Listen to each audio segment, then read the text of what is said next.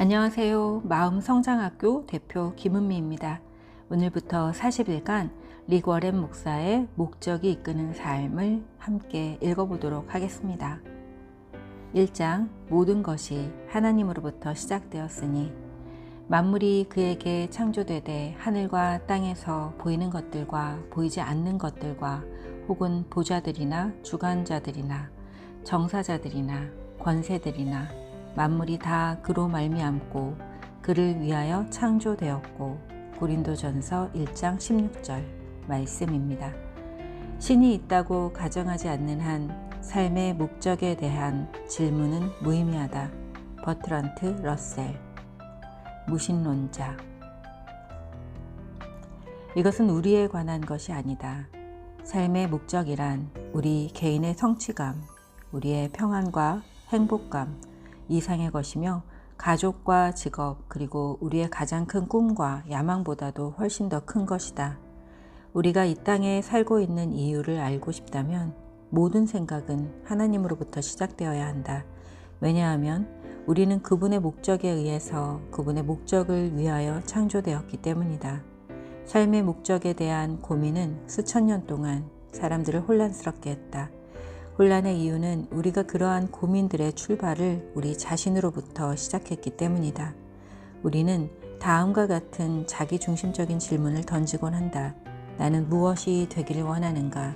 나는 무엇을 해야 하는가? 나의 목표, 나의 야망, 나의 미래를 위한 나의 꿈은 과연 무엇인가? 하지만 우리가 우리 자신에게만 초점을 맞춘다면 결코 삶의 목적을 찾을 수 없다. 성경은 이렇게 말하고 있다.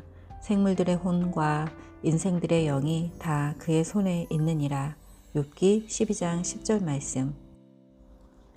대중에게 인기 있는 수많은 책과 영화 또는 어느 강연회에서 말하는 것과는 달리 우리는 우리 자신 안에서 삶의 의미를 발견할 수 없다. 우리는 이미 그런 시도를 해보았다. 우리가 우리 자신을 창조하지 않았기에 우리가 무엇을 위해 창조되었는지 알 길이 없다. 만일 내가 당신에게 한 번도 보지 못한 발명품을 건넨다면 당신은 그것의 목적을 알지 못할 것이고 더군다나 그 발명품이 스스로 말해주지도 못할 것이다. 발명자 혹은 사용 설명서만이 발명품의 목적을 가르쳐 줄 수 있다. 나는 산에서 길을 잃은 적이 있다. 가던 길을 멈추고 야영지로 가는 길을 물었을 때 나는 이런 말을 들었다. 여기서는 그리로 갈 수 없습니다. 산의 반대쪽에서 출발해야 합니다. 마찬가지로 우리가 스스로에게 초점을 맞추고 시작한다면 삶의 목적에 도달할 수 없다. 삶의 목적에 도달하기 위해서는 우리의 창조주 하나님으로부터 시작해야 한다. 우리는 하나님에 의해 하나님을 위해서 창조되었고 그것을 이해하기 전에는 결코 삶을 이해할 수 없다. 오직 하나님 안에서만 우리가 어떻게 시작되었고 우리가 누구이며 삶의 의미와 목적 그리고 이를 통해 삶의 소중함 더 나아가 우리가 궁극적으로 나아가는 목적지를 발견할 수 있을 것이다. 하나님 외에 다른 모든 길은 결국 막다른 골목으로 인도할 것이다. 많은 사람들이 자신을 위해 하나님을 이용하려고 한다. 하지만 그것은 자연의 순리를 거스르는 일이고 필연적으로 실패하게 되어 있다. 한 가지 분명한 사실은 우리가 하나님을 위해 만들어진 것이지 우리를 위해 하나님이 존재하시는 것이 아니라는 것이다. 다시 말해 삶이란 하나님이 당신의 목적에 따라 우리를 사용하시는 것이지 우리의 목적을 위해 그분을 사용하는 것이 아니다. 성경은 이렇게 말하고 있다. 자신에 대한 집착은 막다른 골목에 이르게 하고 하나님께 집중함은 탁 트인 광대하고 자유로운 삶으로 우리를 이끈다. 로마서 8장 6절 말씀. 나는 삶의 목적을 발견하게 해준다는 여러 가지 방법을 제안한 일종의 자기 지침서와 같은 책들을 많이 읽어보았다. 이러한 책들의 한결같은 공통점은 모두 자기 중심적인 관점에서 주제에 접근한다는 것이다. 때로는 기독교 관련 서적들도 이러한 자기 지침서들과 별다를 바 없는 다음과 같은 일반적인 방법들을 제시하는 것을 볼 수 있다. 당신의 꿈을 생각하라. 가치관을 명확히 하라. 목표를 설정하라. 무엇을 잘하는지 파악하라. 목표를 높게 설정하라. 그것을 이루기 위해 노력하라. 꾸준히 자신을 훈련시켜라. 목표를 이룰 수 있다고 믿어라. 다른 사람과 꿈을 공유하라. 절대 포기하지 말라. 물론 이러한 권고들 덕분에 큰 성공을 이루는 경우도 종종 있다. 목표를 이루기 위해 전심으로 노력하면 일반적으로 그 목표에 성공적으로 도달할 수 있다. 하지만 성공한다는 것과 삶의 목적을 충족시키는 것은 절대 같지 않다. 개인적인 목표를 모두 달성하고 세상의 기준에 따라 엄청난 성공을 이룬다 할지라도 하나님이 우리를 창조하신 목적을 놓칠 수 있다. 우리에게는 자기 지침서가 제안하는 것 이상의 것이 필요하다. 성경은 이렇게 말하고 있다. 누구든지 제 목숨을 구원코자 하면 잃을 것이요 누구든지 나를 위하여 제 목숨을 잃으면 찾으리라. 마태복음 16장 25절 말씀. 이 책은 자기 지침서가 아니다. 어떻게 하면 가장 좋은 직업을 찾을 수 있을 것인가? 어떻게 하면 꿈을 실현하거나 더 나은 삶을 계획할 것인가와 같은 주제를 다루는 책이 아니다. 또한 이미 너무 과중한 일에 파묻혀 있는 우리에게 어떻게 하면 더 많은 일을 효율적으로 할 수 있는지를 알려주는 책도 아니다. 오히려 이 책은 삶에 있어서 가장 중요한 것이 무엇인지 알려줌으로써 우리의 삶에서 일을 적게 하는 방법을 가르쳐 줄 것이다. 이 책에서 말하고자 하는 핵심은 하나님이 우리를 만드신 목적에 맞는 사람이 되는 것에 관한 것이다. 그렇다면 우리가 창조된 목적을 어떻게 발견할 것인가? 두 가지 방법이 있다. 첫 번째는 추리다. 추리는 대부분의 사람들이 선택하는 방법이다. 사람들은 짐작하고 추측하고 이론화한다. 사람들이 나는 항상 삶은 뭐뭐라고 생각했어 라고 말한다면 이 말은 이러이러한 것들이 내가 생각할 수 있는 가장 좋은 삶의 모습이야 라고 말하는 것을 의미한다. 수천 년 동안 철학자들은 삶의 의미에 대해 토론하고 그 의미를 조명해 보았다. 철학은 그 나름대로의 용도가 있는 중요한 과목이다. 하지만 삶의 목적을 결정지을 때는 가장 현명한 철학자라 하더라도 그저 추측할 뿐이다.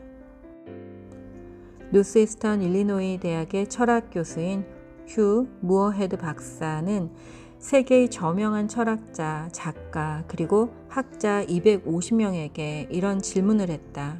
삶의 의미가 무엇입니까? 그리고 그는 그 응답들을 모아 책으로 출판했다. 몇몇 사람들은 가장 좋은 답을 제시했다고 자신했고 일부는 확신하지 않았지만 삶의 목적을 자신의 생각에 따라 만들었다고 인정했으며 또 몇몇은 삶의 목적에 대해서 아는 것이 아무것도 없다고 솔직하게 시인했다. 그뿐만 아니라 그 학자들 가운데 몇 명은 무어헤드 교수에게 그가 답을 발견하거든 자신들에게 알려달라고 부탁하기도 했다. 다행스럽게도 삶의 의미와 목적에 대해 추리하는 것 외에도 우리에게는 한 가지 대안이 더 있는데 그것은 바로 계시다. 우리는 하나님의 말씀을 통해 삶에 대해 우리에게 알려주시는 것들을 볼 수 있다. 발명품의 목적을 알 수 있는 가장 쉬운 방법은 그것을 만든 사람에게 물어보는 것이다. 삶의 목적을 발견하는 것도 마찬가지다. 하나님께 여쭤보라. 하나님은 우리가 궁금해하면서 추측하도록 우리를 어둠 속에 두지 않으신다. 그분은 우리 삶의 5가지 목적을 성경에 명확하게 제시해 주셨다.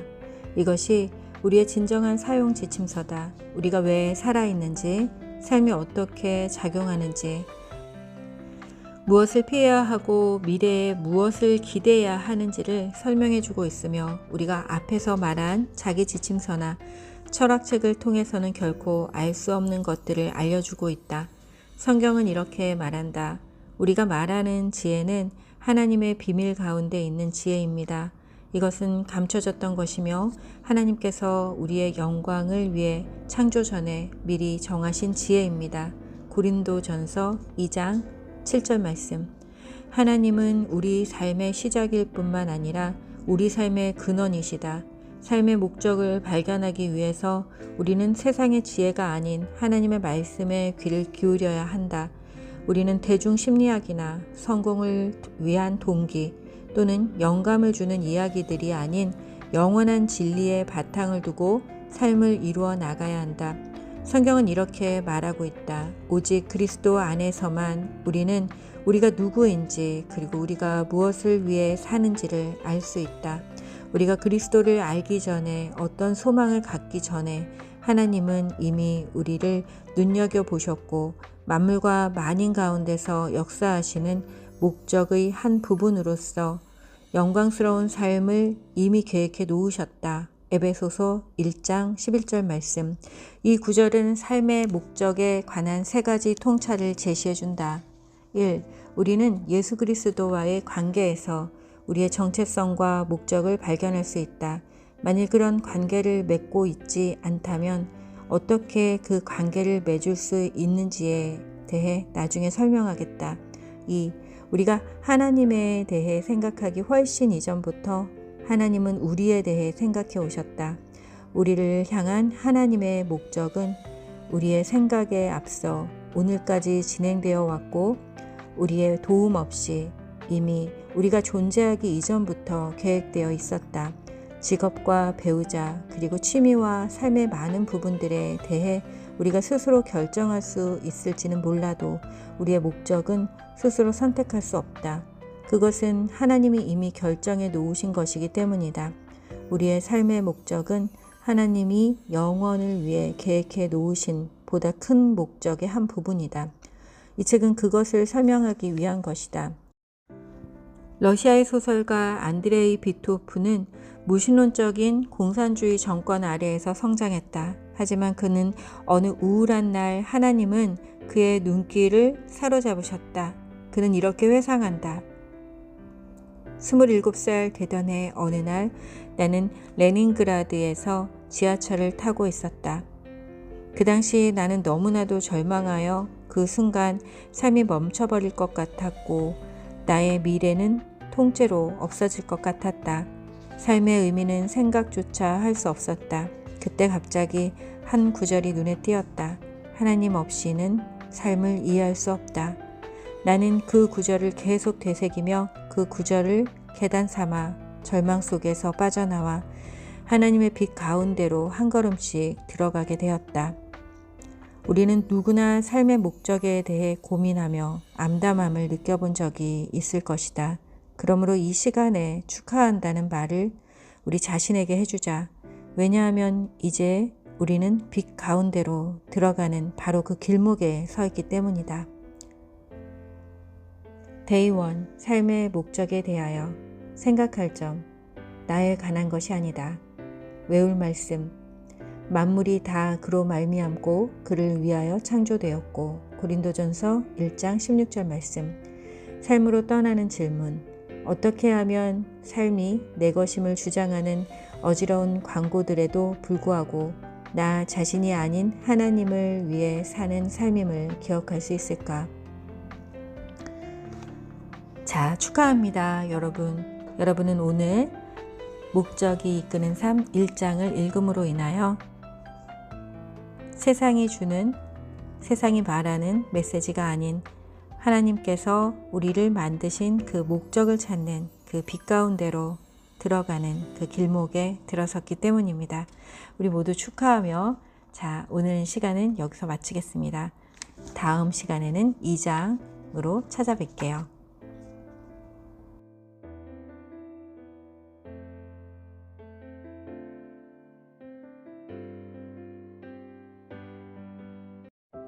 안녕하세요. 마음성장학교 대표 김은미입니다.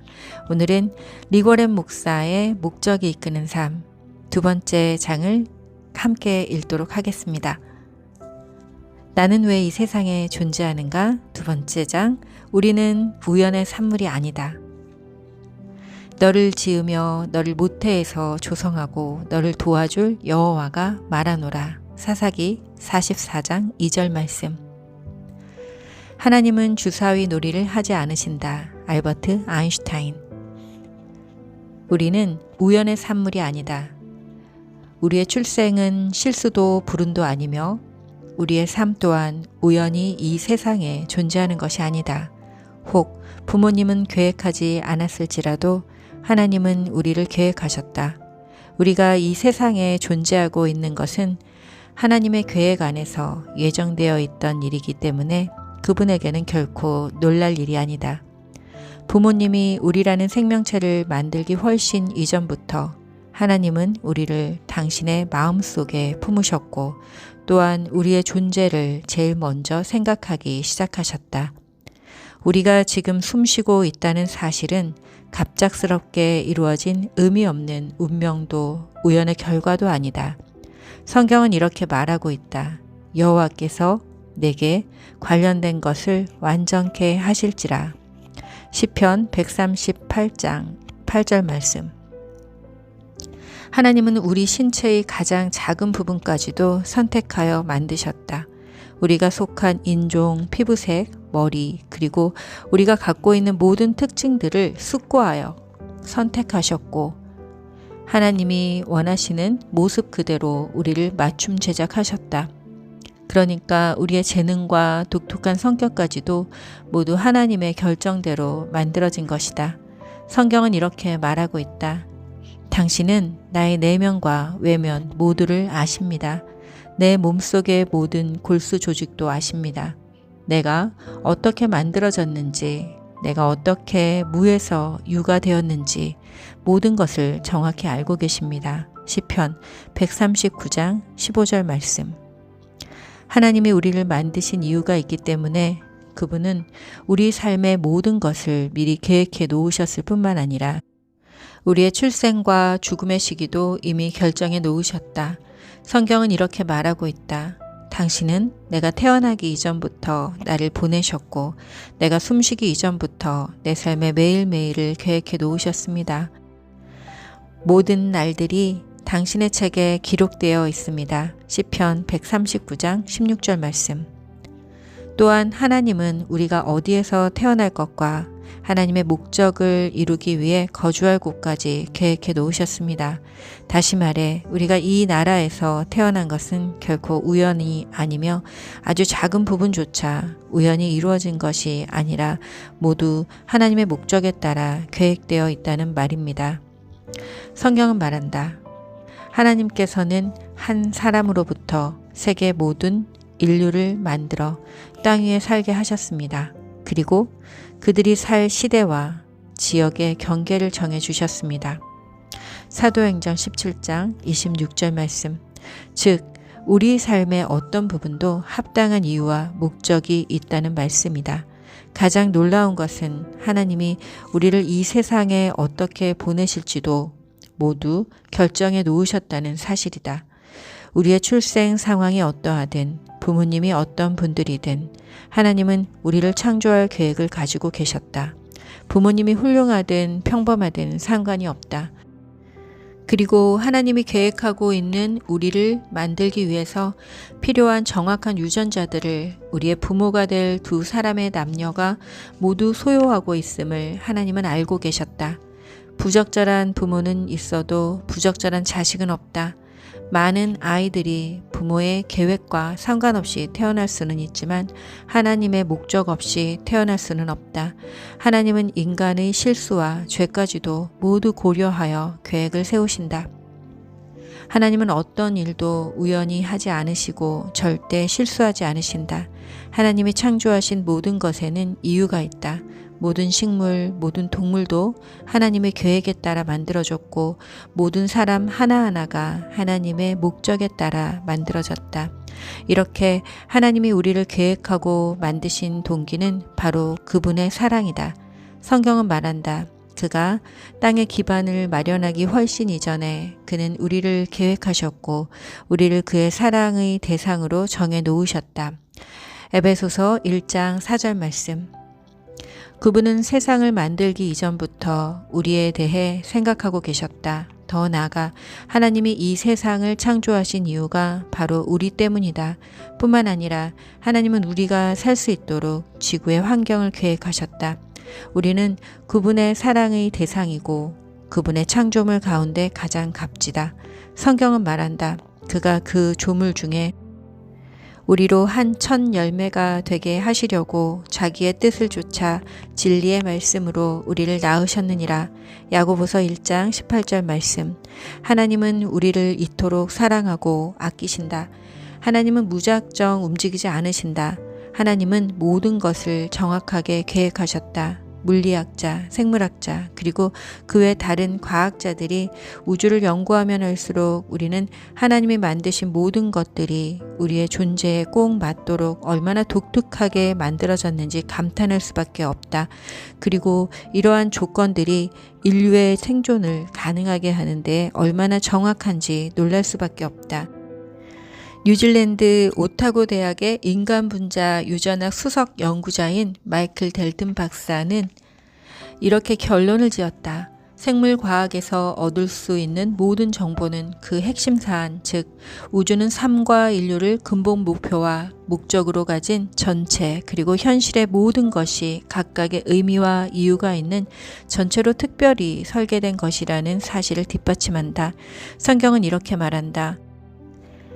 여호와는 하늘을 창조하신 하나님이시며 땅도 조성하시고 견고케 하시되 헛되이 창조치 아니하시고 사람으로 거하게 지으신 자신이라. 사사기 45장 18절 말씀. 하나님은 왜 이 모든 일을 하셨을까? 왜 우리를 위해 우주를 만드는 수고를 하셨을까? 그분은 사랑의 하나님이시기 때문이다. 하나님의 사랑은 그 정도를 도무지 가늠할 수 없다. 하지만 근본적으로 신뢰할 만하다. 우리는 하나님이 사랑하는 특별한 대상으로 만들어졌다. 하나님은 사랑하시기 위해 우리를 만드셨고 우리는 그 진리 위에 우리의 삶을 만들어 나가야 한다. 성경은 하나님은 사랑이시다. 요한일서 4장 8절 말씀라고 우리에게 말해주고 있다. 하나님은 사랑의 마음을 가지고 계신다 라고 말하지 않는다. 그분은 사랑이시다. 사랑은 하나님 인격의 본질이다. 삼위일체의 하나님은 그대로 완벽한 사랑이시다. 하나님은 우리를 창조할 필요가 없으셨다. 그분은 외롭지 않으셨다. 하지만 그분은 사랑을 표현하기 위하여 우리를 창조하셨다. 하나님은 배에서 나무로부터 내게 안겼고 태에서 나무로부터 내게 품기운 너희여 너희가 노년에 이르기까지 내가 그리하겠고 백발이 되기까지 내가 너희를 품을 것이라. 내가 지었은즉 안을 것이요 품을 것이요 구하여 내리라. 사사기 46장 3절에서 4절 말씀 라고 말씀하신다. 하나님이 없다면 우리 모두는 우연의 산물이 될 것이며 우주의 천문학적 경우의 수 가운데 하나로 남을 것이다. 그리고 그것이 사실이라면 지금 당장 이 책을 덮어도 좋다. 그럴 경우 삶에는 어떤 목적도 의미도 소중함도 없으며 옳고 그름도 없고 지구상에서의 짧은 삶 이외에는 아무런 희망도 없기 때문이다.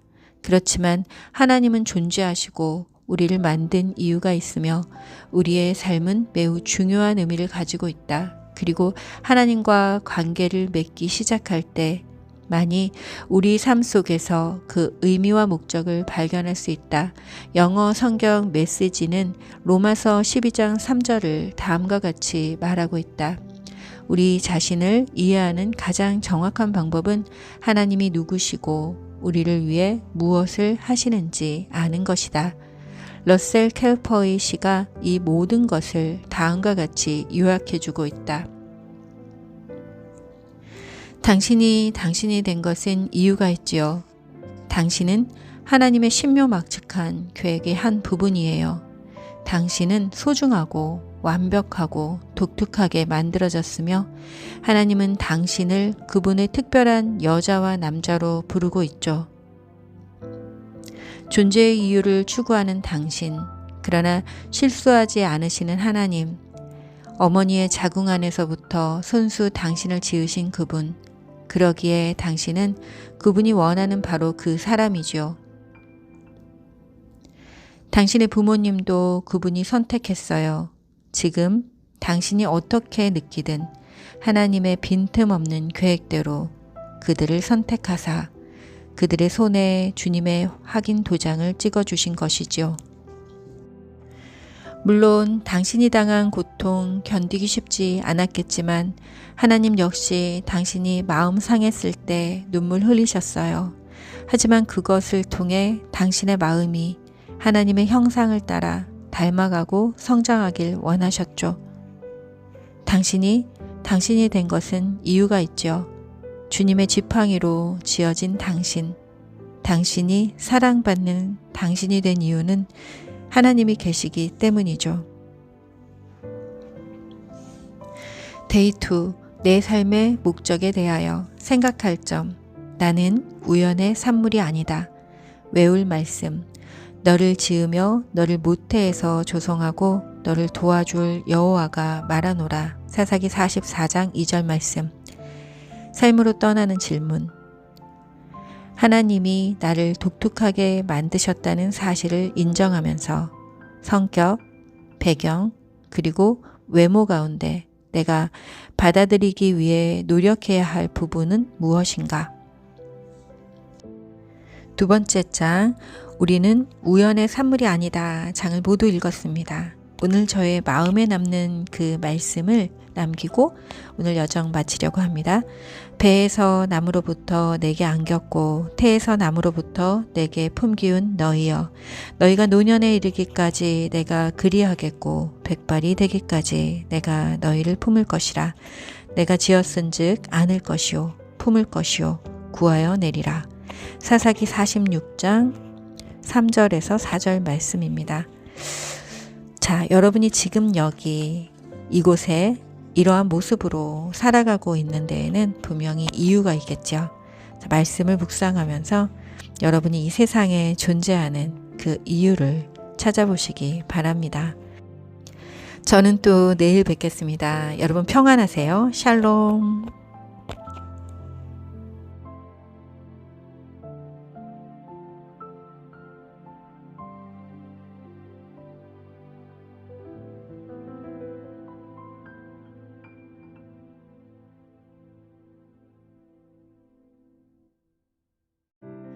안녕하세요. 마음성장학교 대표 김은미입니다. 오늘은 리거렌 목사의 목적이 이끄는 삶.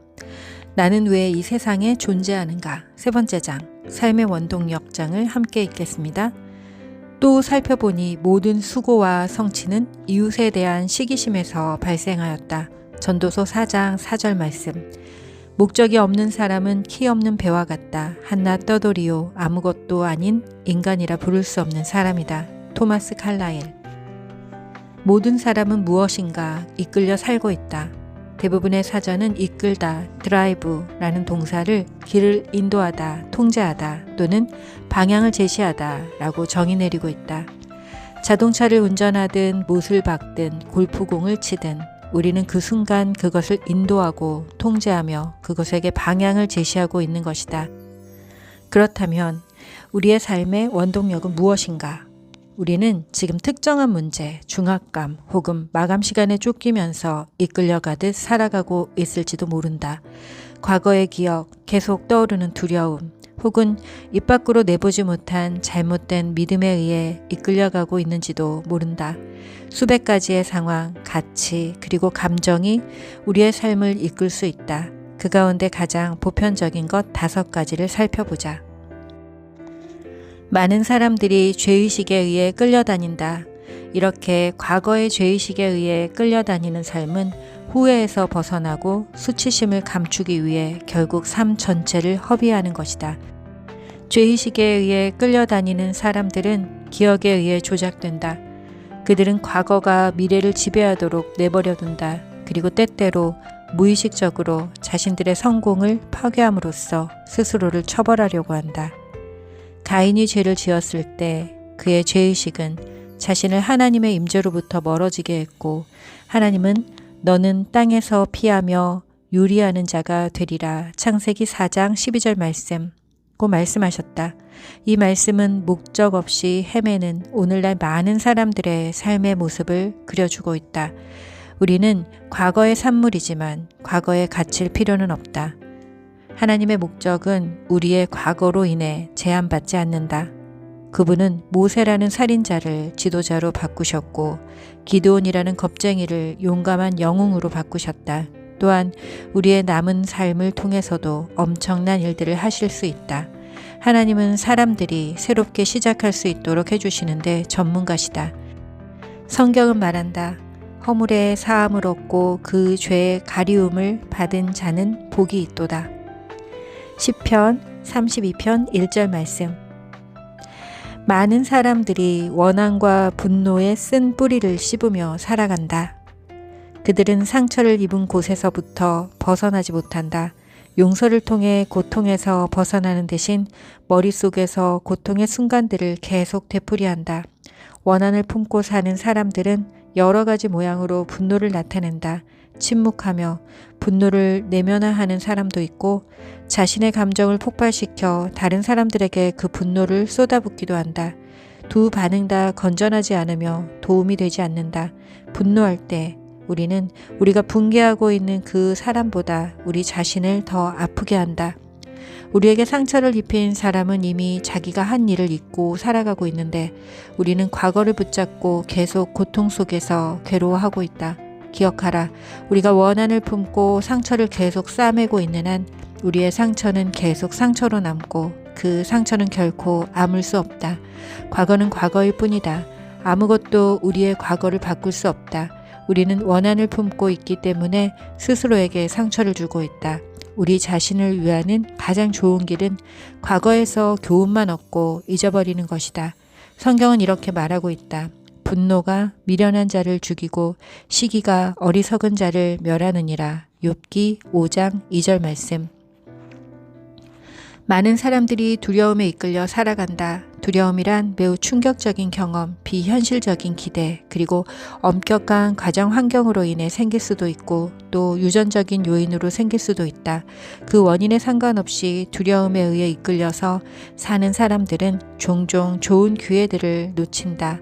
이는 그들이 모험을 두려워하기 때문이다. 대신 그들은 안전한 방향으로 위험을 피하고 현재 상태를 유지하려고 한다. 두려움은 스스로를 가둬놓는 과목이라고 말할 수 있다. 그 감옥은 우리가 하나님이 원하는 사람이 되는 것을 막을 것이다. 그렇기 때문에 우리는 믿음과 사랑이라는 무기로 반드시 맞서서 싸워야 한다. 성경은 이렇게 말한다. 사랑 안에 두려움이 없고 온전한 사랑이 두려움을 내어 쫓나니 두려움에는 형벌이 있음이라. 두려워하는 자는 사랑 안에서 온전히 이루지 못하였느니라. 요한일서 4장 18절 말씀. 많은 사람들이 물질에 이끌려 살아간다.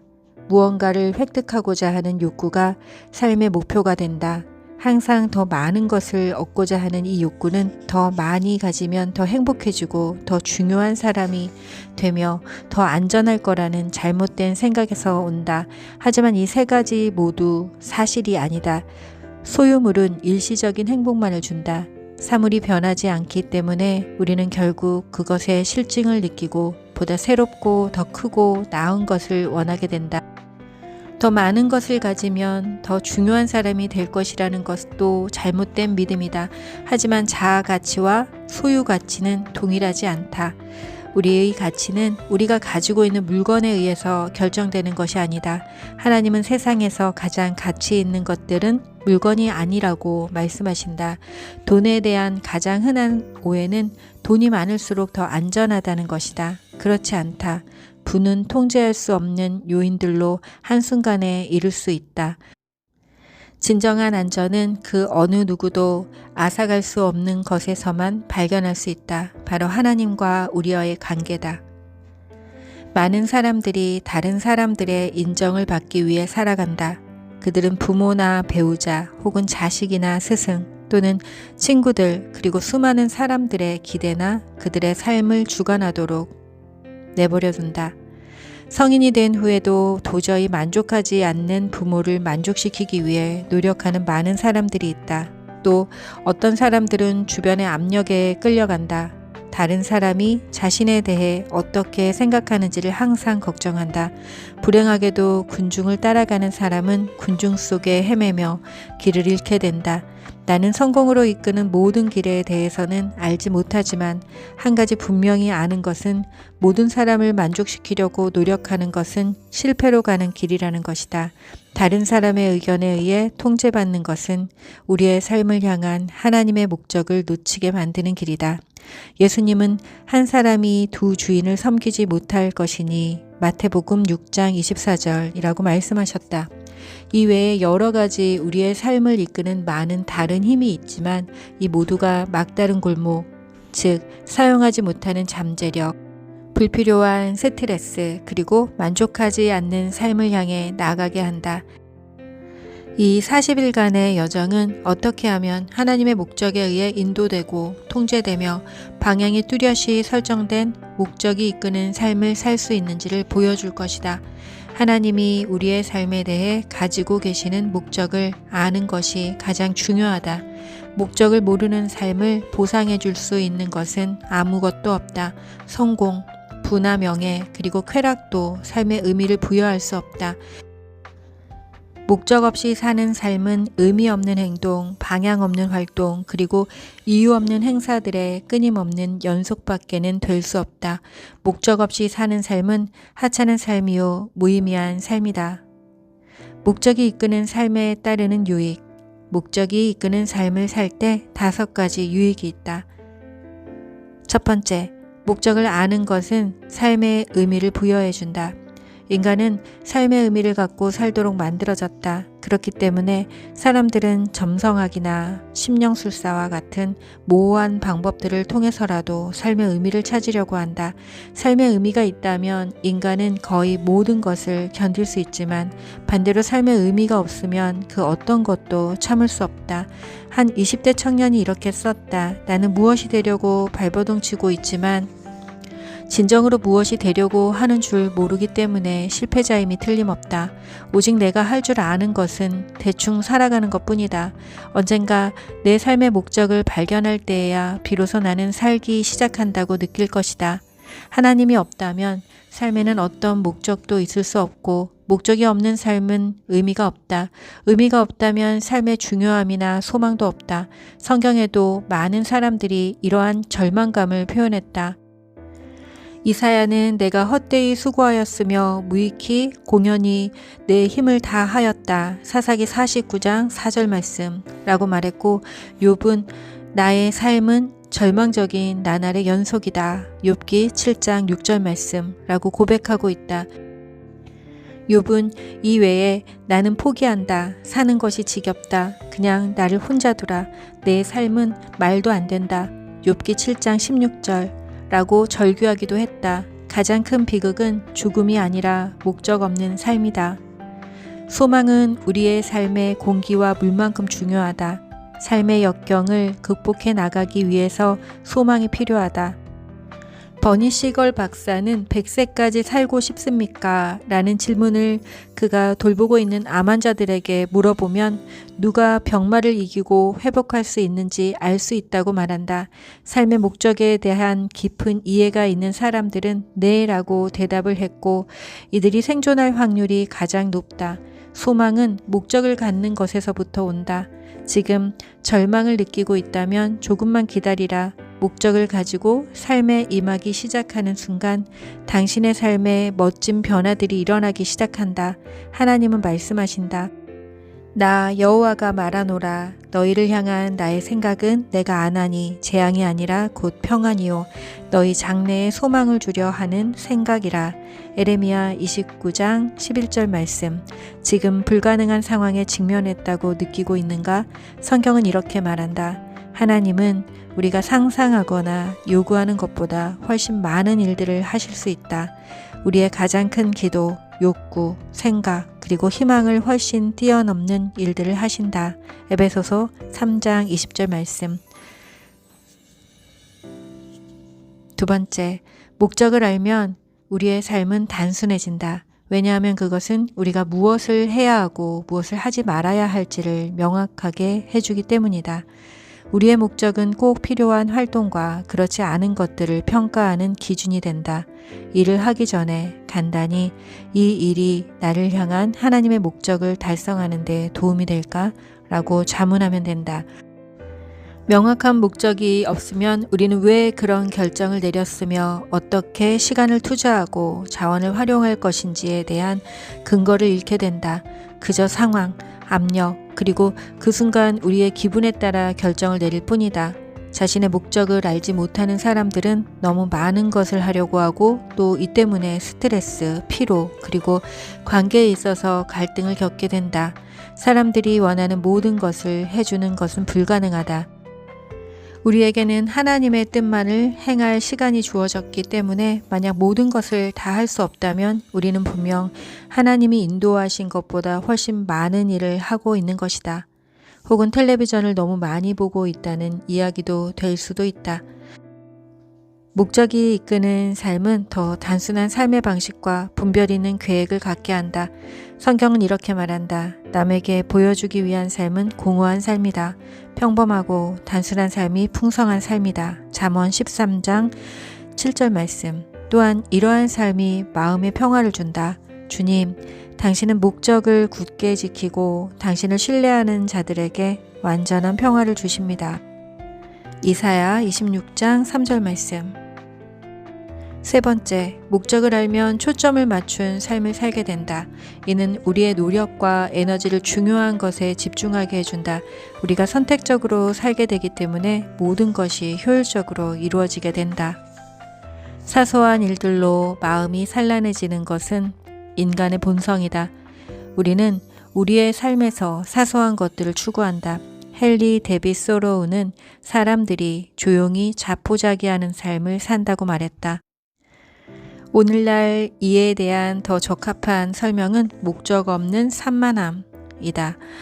많은 사람들이 회전판이 돌아가는 것처럼 정신없이 계속 회전만 하기 때문에 그 어디로도 가지 못한다. 명확한 목적 없이 우리는 계속 방향을 전환하고 직업, 관계, 교회, 그리고 그 외의 외부적인 것들을 끊임없이 바꾼다. 그것이 우리 마음의 혼란스러움을 안정시켜주고 공허함을 채워주기 바란다. 우리는 이번엔 다를 거야 라고 생각하지만 그 기대가 초점과 목적의 결여라는 진정한 문제를 해결해 주지 못한다. 성경은 이렇게 말한다. 그러므로 어리석은 자가 되지 말고 오직 주의 뜻이 무엇인가 이해하라. 초점을 맞추는 것의 힘은 빛을 통해서 알 수 있다.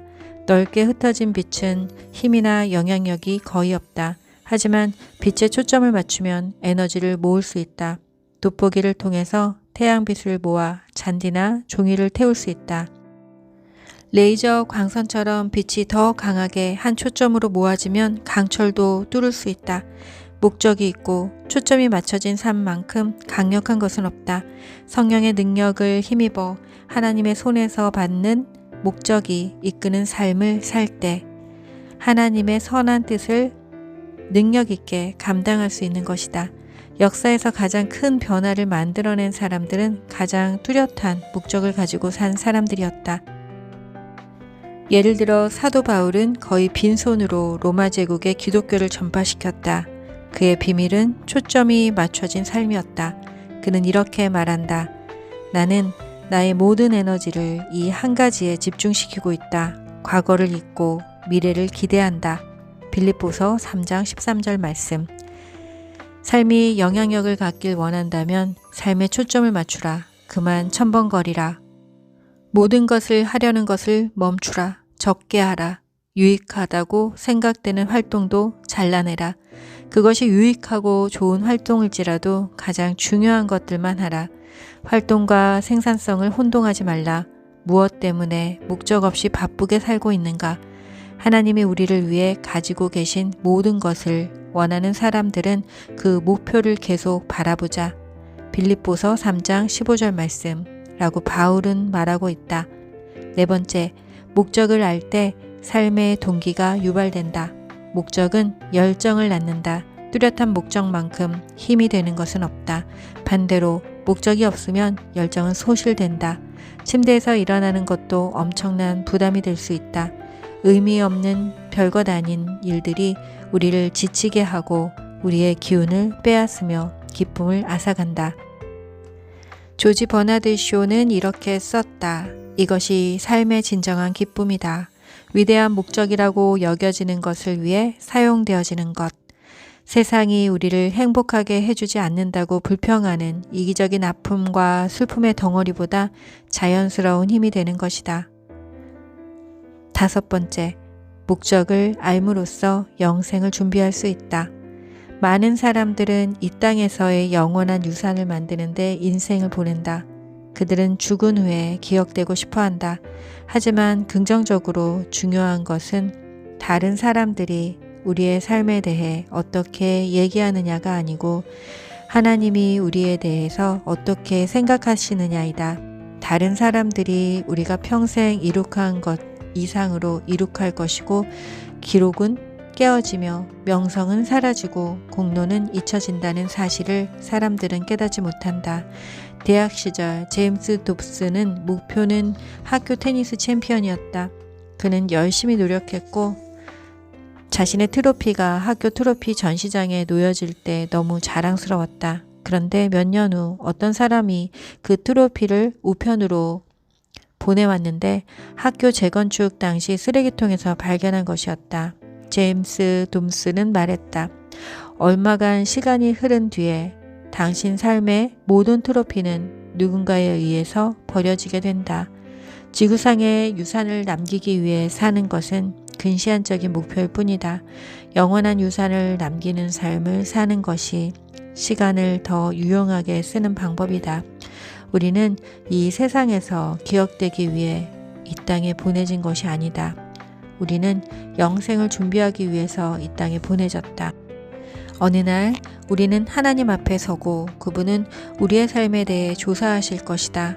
영생에 들어가기 전 마지막 시험인 것이다. 성경은 이렇게 말한다. 기억하라. 우리 각자는 하나님의 심판대에 서게 될 것이다. 그렇다. 우리 각자는 하나님께 자기 삶에 대한 셈을 해야 할 것이다. 로마서 14장 10절 말씀. 그러나 다행히도 하나님은 우리가 이 시험을 통과하기 원하시기 때문에 우리에게 물으실 질문을 미리 가르쳐 주셨다. 성경을 통해 하나님이 2가지 중요한 질문을 하실 것임을 알 수 있다. 첫째, 너는 나의 아들 예수 그리스도와 함께 무엇을 하였느냐? 그분은 우리의 종교적 배경이나 교리에 대한 생각을 묻지 않으실 것이다.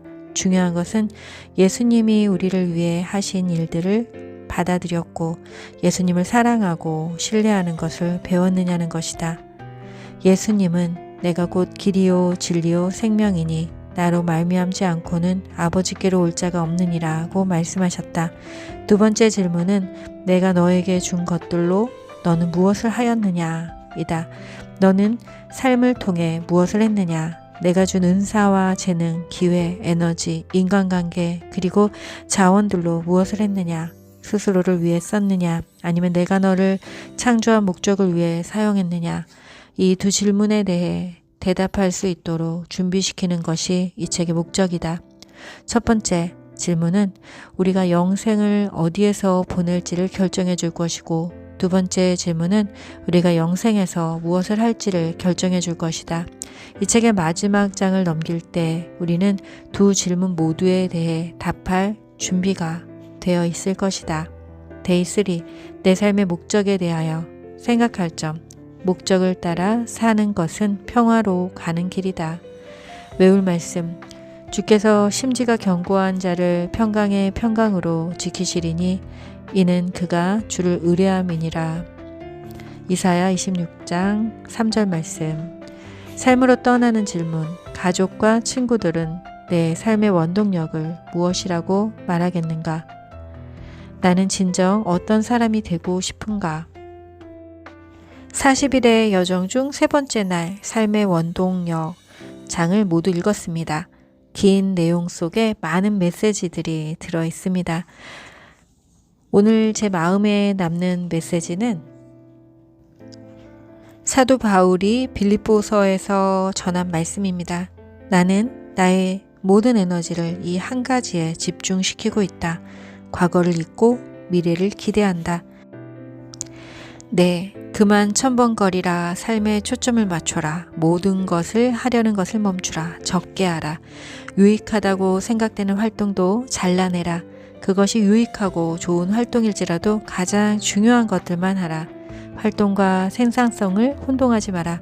무엇 때문에 목적 없이 바쁘게 살고 있는가?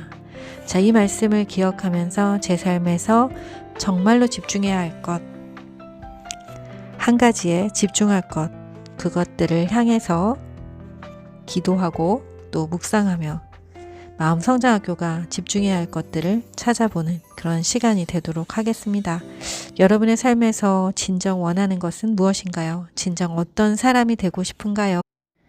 여러분의 삶에서 평화로 가는 단순한 삶을 회복하시기 바랍니다. 저는 내일 또 뵙겠습니다. 샬롬, 평안하세요.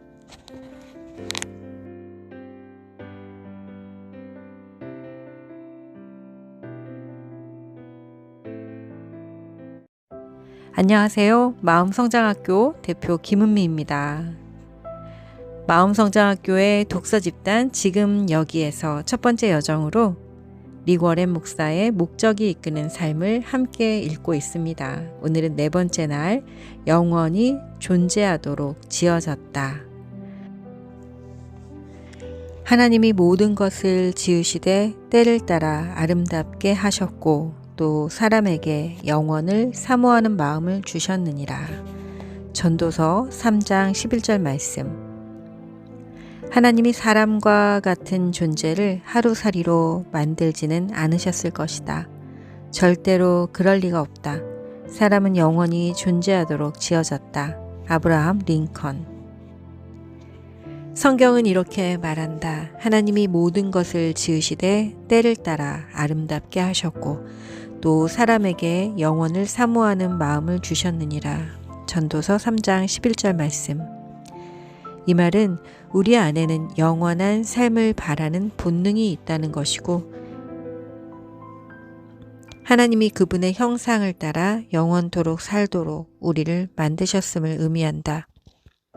우리는 모든 사람이 죽는다는 사실을 알고 있음에도 불구하고 죽음을 항상 부자연스럽고 불공평한 것으로 받아들이곤 한다. 우리가 영원히 살고 싶어하는 마음을 갖고 있는 것은 하나님이 우리에게 영원을 사모하는 마음을 심어 놓으셨기 때문이다. 어느 날 우리의 심장은 더 이상 뛰지 않을 것이다. 그것으로 우리의 육체는 지구상에서의 시간과 결별을 하지만 그렇다고 그것이 우리 존재의 마지막을 의미하는 것은 아니다. 성경은 인간의 육체를 장막이라고 부른다. 하지만 미래의 몸은 집이라고 부른다. 만일 땅에 있는 우리의 장막집이 무너지면 하나님께서 지으신 집, 곧 손으로 지으신 것이 아니요 하늘에 있는 영원한 집이 우리에게 있는 줄 아나니. 고린도후서 5장 1절 말씀. 이 땅에서의 삶에는 많은 선택 사항들이 있지만 영생이 제시하는 것은 두 가지뿐이다. 천국과 지옥. 우리가 지구상에서 하나님과 어떠한 관계를 맺느냐에 따라 우리가 어디에서 영생을 보낼 것인지가 결정된다. 만일 우리가 하나님의 아들 예수 그리스도를 사랑하고 신뢰하는 법을 배운다면 우리는 영생을 그분과 함께 보내게 될 것이다.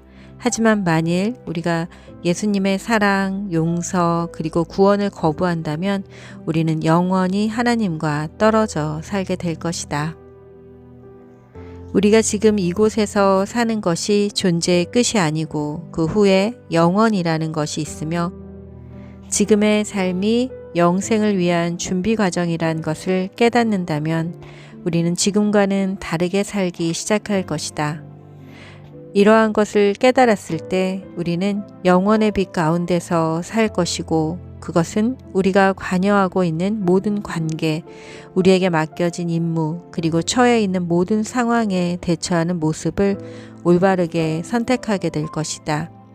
이런 깨달음을 갖게 되면 지금 하고 있는 많은 활동과 멋지고 대단했던 목표, 그리고 중요하게 여기던 많은 문제들이 한순간에 의미 없고 사소하며 가치 없는 것으로 여겨질 것이다. 우리가 하나님과 가까워지면 가까워질수록 그 외에 다른 모든 것은 더 작아 보일 것이다. 영혼의 빛 가운데 살면 우리의 가치관이 변한다. 시간과 돈을 더 현명하게 쓰게 되고 명예와 부 또는 일의 성취감과 쾌락보다 인간관계와 인격에 더 많은 비중을 두게 된다. 또한 유행에 따르고 대중적인 가치관을 받아들이는 것이 별 의미 없는 하찮은 일이라는 것을 깨닫게 된다. 나는 한때 이 모든 것이 매우 중요하다고 생각했다. 하지만 이제 그리스도가 우리에게 해주신 것 때문에 그것들을 아무 쓸모없는 것으로 여기게 되었다. 빌립보서 3장 7절 말씀. 바울의 고백처럼 우리는 삶의 우선순위를 분명히 알게 될 것이다. 현재의 삶에서 가장 파괴적인 면은 근시안적인 사고다. 그렇기 때문에 우리의 삶을 하나님과 함께하는 영생에 이르도록 최대한 활용하기 위해서 우리는 머릿속에 계속적으로 영생에 대한 그림을 그려야 하고 그 소중함과 가치를 마음에 새겨야 한다. 오늘의 삶은 물 위에 떠있는 빙산의 일각에 불과하고 영생을 사는 그곳은 지금 우리 눈에 보이지 않는 그러나 분명히 존재하는 바닷속에 잠겨있는 빙산의 덩어리와 같다고 할 수 있다. 하나님과 영원히 함께하는 것은 어떨까? 솔직히 우리 머리로 천국의 위대함과 불가사의함을 이해할 수 없다. 개미에게 인터넷 사용법을 아무리 설명해도 개미가 이해할 수 없는 것과 마찬가지다. 개미가 우리의 말과 인터넷의 작동 원리를 도저히 이해할 수 없는 것처럼 영원토록 산다는 것을 인간의 머리로서는 도저히 설명할 수 없다. 그렇기 때문에 성경에는 이렇게 쓰여 있다. 기록된 바 하나님이 자기를 사랑하는 자들을 위하여 예비하신 모든 것은 눈으로 보지 못하고 귀로도 듣지 못하고 사람의 마음으로도 생각하지 못하였다 함과 같으니라. 고린도전서 2장 9절 말씀. 그래도 하나님은 우리에게 그분의 말씀을 통해서 영원의 모습을 아주 조금이나마 보여주신다. 그리고 지금 우리는 하나님이 우리를 위해 영원한 집을 예비해 놓으신 것을 안다. 더 이상 고통과 아픔이 없는 천국에서 우리는 사랑하는 믿음의 형제 자매와 제외하고 우리가 좋아하는 일을 하게 될 것이다. 구름 위에서 가야금이나 타며 신선 노름하는 것이 아니라 영원히 깨어지지 않는 하나님과의 끝없는 사랑의 관계를 맺고 살게 될 것이다. 그리고 언젠가 예수님은 내 아버지께 복받을 자들이여 나와 창세로부터 너희를 위하여 예비된 나라를 상속하라. 마태복음 25장 34절 라고 말씀하실 것이다. 하나님이 이 땅에서 우리의 삶의 목적을 가지고 계시지만 그것이 이곳에서 끝나는 것은 아니다. 우리를 향한 그분의 계획은 우리가 이 지구라는 행성에서 보낼 몇십 년보다 훨씬 많고 우리에게 평생토록 매일 기회가 주어진다 할지라도 하나님은 그 이상의 많은 기회를 우리에게 주신다. 성경은 이렇게 말한다. 여호와의 계획은 언제까지나 한결같고 그분의 뜻은 영원히 변하지 않을 것이다. 시편 33편 11절 말씀. 사람들이 영생에 대해 생각하는 유일한 시간은 장례식이라고 할 수 있지만 이것조차 대부분이 무지의 바탕을 둔 얄팍하고 감상적인 생각들이다. 우리는 죽음이 그저 무섭고 두렵기만 할 뿐이고 가급적 죽음에 대해서는 생각하지 않으려 한다. 하지만 죽음을 부인하거나 피할 수 없다는 것을 염두에 두지 않고 사는 것은 건강하지 못한 삶의 모습이다. 왜냐하면 결국 언젠가 일어날 사실에 대해 준비하지 않고 살아가는 것은 가장 어리석은 자의 삶이기 때문이다. 그렇기 때문에 우리는 영생에 대해서 더 많이 생각해야 한다. 우리가 어머니의 자궁에서 보낸 9개월의 시간이 그 자체로 끝이 아닌 또 다른 삶을 위한 준비였듯이 현재의 삶은 다음 삶을 위한 준비 과정이다. 만일 우리가 예수님을 통해 하나님과 관계를 맺고 있다면 우리는 죽음을 두려워할 이유가 없다. 바로 그것이 영생으로 들어가는 문이다. 이 땅에서 보내는 마지막 순간이 되겠지만 그것이 우리 존재의 마지막 시간은 아닐 것이다. 삶의 끝이 아닌 영원한 삶을 새롭게 시작하는 날이 될 것이다. 성경은 이렇게 말하고 있다. 이 세상은 우리의 집이 아니다. 우리는 하늘에 있는 우리의 영원한 집에 기대하고 있다. 히브리서 13장 14절 말씀. 영원에 비교하면 이 땅에서 우리에게 주어진 시간은 눈 깜짝할 순간이라고 할 수 있지만 그에 따른 결과들은 영원히 남을 것이다. 이 땅에서의 행동은 다음 삶의 운명을 결정한다. 우리는 우리가 육체를 입고 지내는 매 순간이 하늘에서 예수님과 함께 영원한 집에서 사는 것으로부터 떨어져 있는 시간임을 깨달아야 한다. 고린도후서 5장 6절 말씀. 남은 인생의 첫날이라는 슬로건이 몇 년 전 많은 사람들 사이에서 유행한 적이 있다. 하지만 매일을 인생의 마지막 날처럼 여기고 사는 것이 더 지혜로운 삶의 모습이다. 우리의 마지막 날을 준비하는 것이 매일의 일이 되어야 한다. 데이 4. 내 삶의 목적에 대하여 생각할 점, 지금 이 순간의 삶, 그 이상의 것이 있다. 외울 말씀. 이 세상도 그 정욕도 지나가되 오직 하나님의 뜻을 행하는 이는 영원히 거하느니라. 요한일서 2장 17절 말씀. 삶으로 떠나는 질문. 나는 영원을 위해 지어졌다. 그렇다면 이제 그만두어야 할 일은 무엇이고 오늘부터 새롭게 시작해야 할 일은 무엇인가? 4장 영원히 존재하도록 지어졌다 장을 읽었습니다. 오늘부터는 일부 발췌해서 전해드렸는데요. 저작권에 누가 되지 않도록 일부 발췌해서 그리고 이 책이 많은 분들에게 전해지기를 바라는 마음에서 계속해서 앞으로 40일간 읽도록 하겠습니다. 하지만 이제부터는 발췌해서 읽고요. 또 제 이야기를 좀 전해드릴까 합니다. 2016년 2월에 이 책을 처음 읽었고 그때 제가 써놓은 기록들인데 이 기록들이 여전히 오늘을 살고 있는 저에게도 같은 마음을 주고 있습니다. 그래서 오늘은 제가 2016년 2월에 써놓았던 그 저의 묵상을 읽어드리도록 하겠습니다. 자, 삶으로 떠나는 질문. 나는 영원을 위해 지어졌다. 그렇다면 이제 그만두어야 할 일은 무엇이고 오늘부터 새롭게 시작해야 할 일은 무엇인가에 대한 답으로 제가 써놓은 글입니다. 영원을 위해 지어짐에 감사합니다. 지금 여기의 삶이 영원을 위한 과정임을 알고 하루하루 인생의 마지막 날임을 알고 지혜롭게 살아야 함을 깊이 깨달아 마음에 새깁니다. 당장의 욕심과 당장의 삶의 이익을 위해 애쓰는 사람이 되지 말며 근시안적 삶을 살고 있는 이들에게 영원의 빛 가운데 사는 사람으로서의 모범을 보일 수 있도록 하겠습니다. 내가 관여하는 모든 관계와 내게 맡겨진 임무와 상황 속에서 올바르게 대처하는 모습을 통해 영원토록 변치 않는 하나님의 사랑과 계획 안에서의 삶을 살겠습니다. 나의 삶이 계속될 것이고 날마다 새로 쓰여지는 장은 이전보다 항상 나을 것임을 믿습니다. 아멘.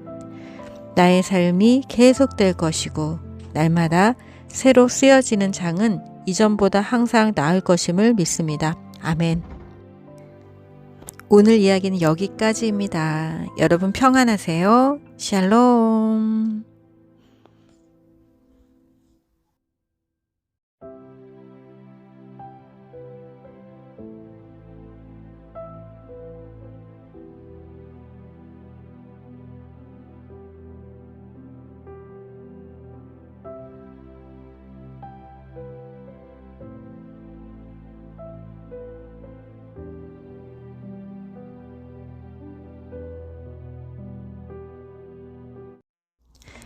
안녕하세요. 마음성장학교 대표 김은미입니다. 마음성장학교 독서집단 지금 여기에서 릭 워렌 목사의 목적이 이끄는 삶을 함께 읽고 있습니다. 나는 왜 이 세상에 존재하는가 라는 장에서 5번째 하나님의 관점에서 바라보기 함께 읽도록 하겠습니다.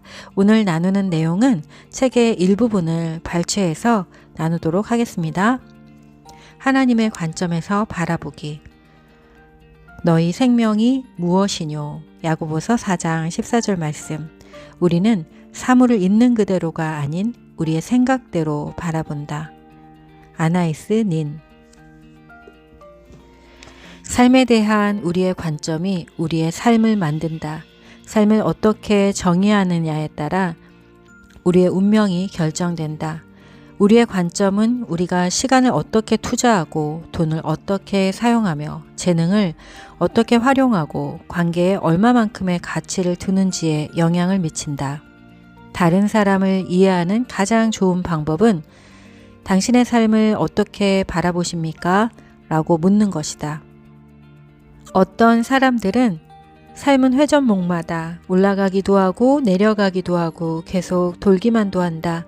삶은 10단 기어가 있지만 한 번도 그 기어를 바꾸지 않는 자전거와 같다.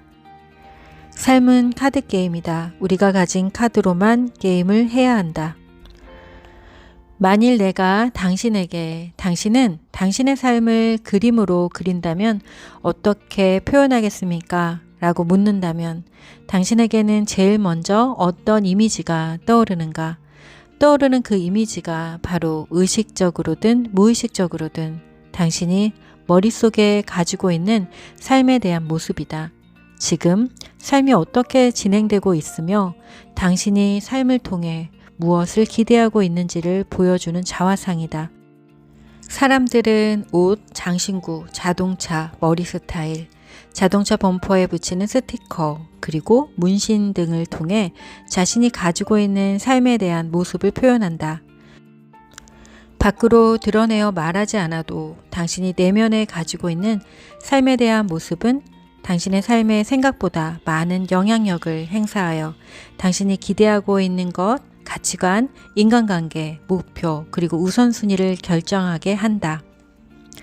당신은 삶을 어떻게 생각하는가? 어쩌면 잘못된 모습을 바탕으로 삶을 이루어가고 있을지도 모른다. 하나님이 당신을 만든 목적에 부합하기 위해서 당신은 틀에 박힌 사고를 버리고 성경에 근거한 삶의 모습을 알아야 한다. 너희는 이 세대를 본받지 말고 오직 마음을 새롭게 함으로 변화를 받아 하나님의 선하시고 기뻐하시고 온전하신 뜻이 무엇인지 분별하도록 하라. 로마서 12장 2절 말씀. 성경은 하나님이 가지고 계신 삶에 대한 모습을 세 가지 비유를 통해서 보여주고 있다. 삶은 시험이고 위탁받은 것이며 임시로 맡겨진 임무다. 이 세 가지 목적을 지향하는 것이 삶의 기초다. 우선 처음 두 가지를 이번 장에서 살펴보고 나머지 한 가지를 다음 장에서 살펴보도록 하자. 이 땅에서의 삶은 시험이다. 삶에 대한 비유는 성경의 많은 이야기들을 통해 볼 수 있다. 하나님은 사람들의 인격, 믿음, 복종, 사랑, 투명성, 그리고 충성에 대하여 끊임없이 시험하신다. 시험, 유혹, 연단, 테스트와 같은 단어들이 성경을 통틀어 200번 이상 등장한다. 예를 들어 하나님은 아브라함에게 아들을 바치라고 말씀하시며 그를 시험하셨고 야곱이 아내를 얻기 위해 몇 년을 더 일해야 했을 때 야곱을 시험하셨다. 아담과 화하는 유혹을 이기는 시험을 통과하지 못했고 다윗도 여러 시험에 실패했다. 하지만 성경은 요셉, 룻, 에스더, 다니엘과 같이 시험을 통과한 이들의 예도 많이 제시하고 있다. 인격은 시험에 의해서 개발되고 다듬어진다. 삶의 모든 영역이 시험이고 우리는 항상 시험을 받고 있는 것이다. 하나님은 사람, 문제, 성공, 갈등, 불의, 병, 그리고 심지어 날씨에까지 반응하는 우리를 항상 지켜보고 계신다. 그뿐만 아니라 우리가 다른 사람을 위해 문을 열어주거나 쓰레기를 줍거나 상점 직원이나 식당 직원에게 친절하게 대할 때와 같이 아주 사소한 행동도 지켜보고 계신다. 우리는 삶 속에서 일어나고 있는 중대한 변화, 미루어진 약속, 해결이 불가능해 보이는 문제, 응답받지 못한 기도, 이유 없이 받는 비난, 그리고 이해할 수 없는 비극적인 사건들을 통해서 시험을 받을 것이다. 나 자신도 하나님이 문제와 연관시켜서 나의 믿음의 분량을 가지고 있는 소유물을 사용하는 방법을 통해서 희망의 척도를 그리고 사람과의 관계를 통해서 사랑의 모습을 시험하신다는 것을 알았다. 아주 중요한 시험 가운데 하나는 우리의 삶에서 하나님의 임재를 느끼지 못할 때 우리가 어떻게 반응하느냐는 것이다. 성경은 이렇게 말한다. 하나님이 히스기야를 떠나시고 그 심중에 있는 것을 다 알고자 하사 시험하셨더라. 히스기야는 평소 하나님과 깊은 교제를 해왔었지만 하나님은 그의 인생 중 가장 중요한 시기에 그를 홀로 두셨고 그 기간 동안 그의 인격을 시험하시고 약점이 무엇인지 나타내심으로 더 많은 책임들을 감당할 수 있도록 그를 단련시키셨다. 삶이 시험이라는 것을 깨달으면 우리는 삶에서 중요하지 않은 것은 아무것도 없다는 것을 알게 된다. 가장 작은 사건도 우리의 인격에 매우 중요하게 작용한다. 매일이 중요한 날이고 매 순간이 인격을 개발하고 사랑을 실천하며 또 하나님에게 의지할 수 있는 성장의 기회다. 어떤 시험은 아주 크게 느껴질 수도 있고 어떤 시험은 있는지도 알지 못할 만큼 작을 수도 있다. 하지만 이 모든 시험들이 우리에게 끼치는 영향력은 영원한 것이다. 복된 소식은 하나님이 삶의 모든 시험을 우리가 통과하길 원하시고 우리가 직면하는 시험이 그것을 감당할 수 있도록 하나님이 허락하신 은혜 이상이 되도록 허락하지 않으신다는 것이다. 성경은 이렇게 말하고 있다. 사람이 감당할 시험 밖에는 너희에게 당한 것이 없나니 오직 하나님이 미쁘사 너희가 감당치 못할 시험 당함을 허락하지 아니하시고 시험 당할 즈음에 또 피할 길을 내사 너희로 능히 감당하게 하시느니라. 고린도전서 10장 13절 말씀. 우리가 시험을 통과할 때마다 하나님은 이것을 아시고 우리에게 영생에서 줄 상을 계획하신다. 야고보는 이렇게 말한다. 시험을 참는 자는 복이 있도다. 이것에 옳다 인정하심을 받은 후에 주께서 자기를 사랑하는 자들에게 약속하신 생명의 면류관을 얻을 것임이니라. 야고보서 1장 12절 말씀. 성경에서 가르쳐주는 두 번째 삶에 대한 비유, 이 땅에서의 삶은 위탁받은 것이다. 이 땅에서의 시간, 우리의 에너지, 지적인 능력, 기회, 관계, 그리고 자원은 하나님이 우리에게 돌보고 관리하도록 잠시 맡기신 선물이다. 우리는 하나님이 우리에게 주신 것들을 지키는 청지기이다. 이 청지기의 개념은 이 땅 모든 것의 주인이 하나님이라는 의식에서 비롯된 것이다. 성경은 이렇게 말한다. 땅과 거기 충만한 것과 세계와 그 중에 거하시는 자가 다 여호와의 것이로다. 시편 24편 1절 말씀. 아담과 화하를 창조하신 하나님은 그들에게 피조물들을 관리할 임무를 맡기셨고 하나님의 재산을 맡은 청지기로 임명하셨다. 성경은 이렇게 말한다. 하나님이 그들에게 복을 주시며 그들에게 이르시되 생육하고 번성하여 땅에 충만하라. 땅을 정복하라. 바다의 고기와 공중의 새와 땅에 움직이는 모든 생물을 다스리라 하시니라. 창세기 1장 28절 말씀. 하나님이 사람에게 제일 처음에 맡기신 일은 이 땅 위에 하나님의 소유물을 돌보고 관리하는 것이다. 이 역할은 한 번도 바뀐 적이 없고 오늘날에도 이것이야말로 우리가 살고 있는 목적 가운데 하나인 것이다. 우리가 누리는 모든 것은 하나님이 주신 위탁물답게 다루어야 한다. 성경은 이렇게 말한다. 당신이 가진 것 중 하나님이 주지 않은 것이 있는가? 그런데 당신이 가진 것이 모두 하나님에게서 온 것이라면 스스로 이루지 않은 것들에 대해 왜 자랑을 하는가? 고린도전서 4장 7절 말씀. 일상적으로 우리는 소유하지 않으면 돌보지도 않을 것이다 라고 말하지만 크리스천은 하나님이 소유하고 계시기 때문에 나는 최선을 다해 그것들을 돌보아야 한다 라는 더 높은 기준을 두고 살아야 하는 것이다. 청지기는 신뢰할 만해야 하고 스스로 그렇다는 것을 보여줄 수 있어야 한다. 예수님은 삶이 하나님께 위탁받은 것이라고 말씀하셨고 청지기로서 하나님께 우리가 어떤 책임을 가지고 있는가에 대한 이야기를 하셨다. 예를 들어 달란트 이야기에서 한 사업가는 그가 없는 동안 재산을 하인들에게 맡긴다. 그리고 돌아왔을 때 그는 각 하인들의 책임을 평가하고 그에 따라 상을 주며 말한다. 그 주인이 이르되 잘하였도다 착하고 충성된 종아 내가 작은 일에 충성하였음에 내가 많은 것으로 내게 맡기리니 내 주인의 즐거움에 참여할지어다 하고 말한다. 이 땅에서의 삶이 끝나면 우리는 하나님께서 맡기신 것들을 얼마나 잘 다루었는지 평가받을 것이고 그에 따라 상급을 받을 것이다. 그것은 우리가 하는 모든 것 아주 작은 집안일까지도 영원히 영향이 미칠 것임을 의미한다. 우리가 모든 것을 충성스러운 수탁자로서 잘 돌보면 하나님은 영원한 세계에서 3가지 상을 내리실 것이다. 첫째, 하나님의 칭찬을 받을 것이다. 하나님은 아주 잘했다 라고 말씀하실 것이다. 둘째로 우리는 승진하게 될 것이고 영원한 세계에서 보다 많은 책임을 맡게 될 것이다. 내가 많은 것으로 내게 맡기겠다.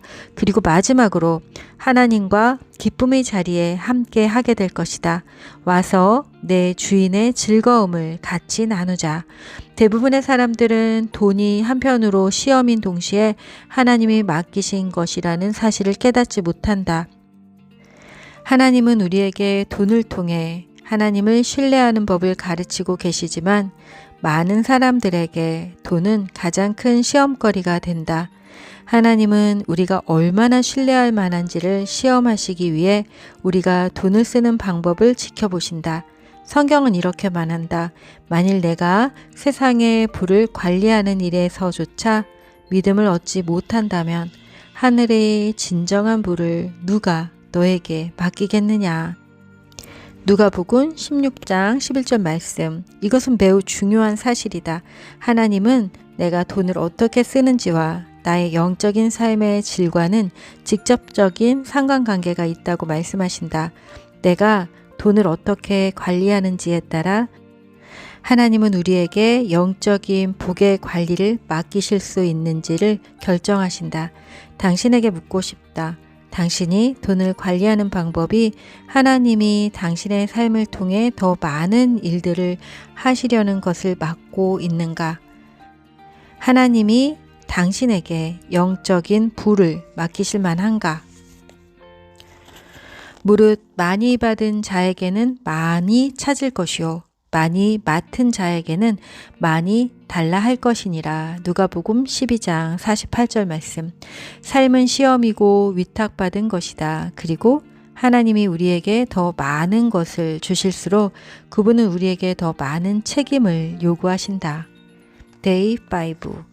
내 삶의 목적에 대하여 생각할 점. 삶은 시험이고 위탁받은 것이다. 외울 말씀.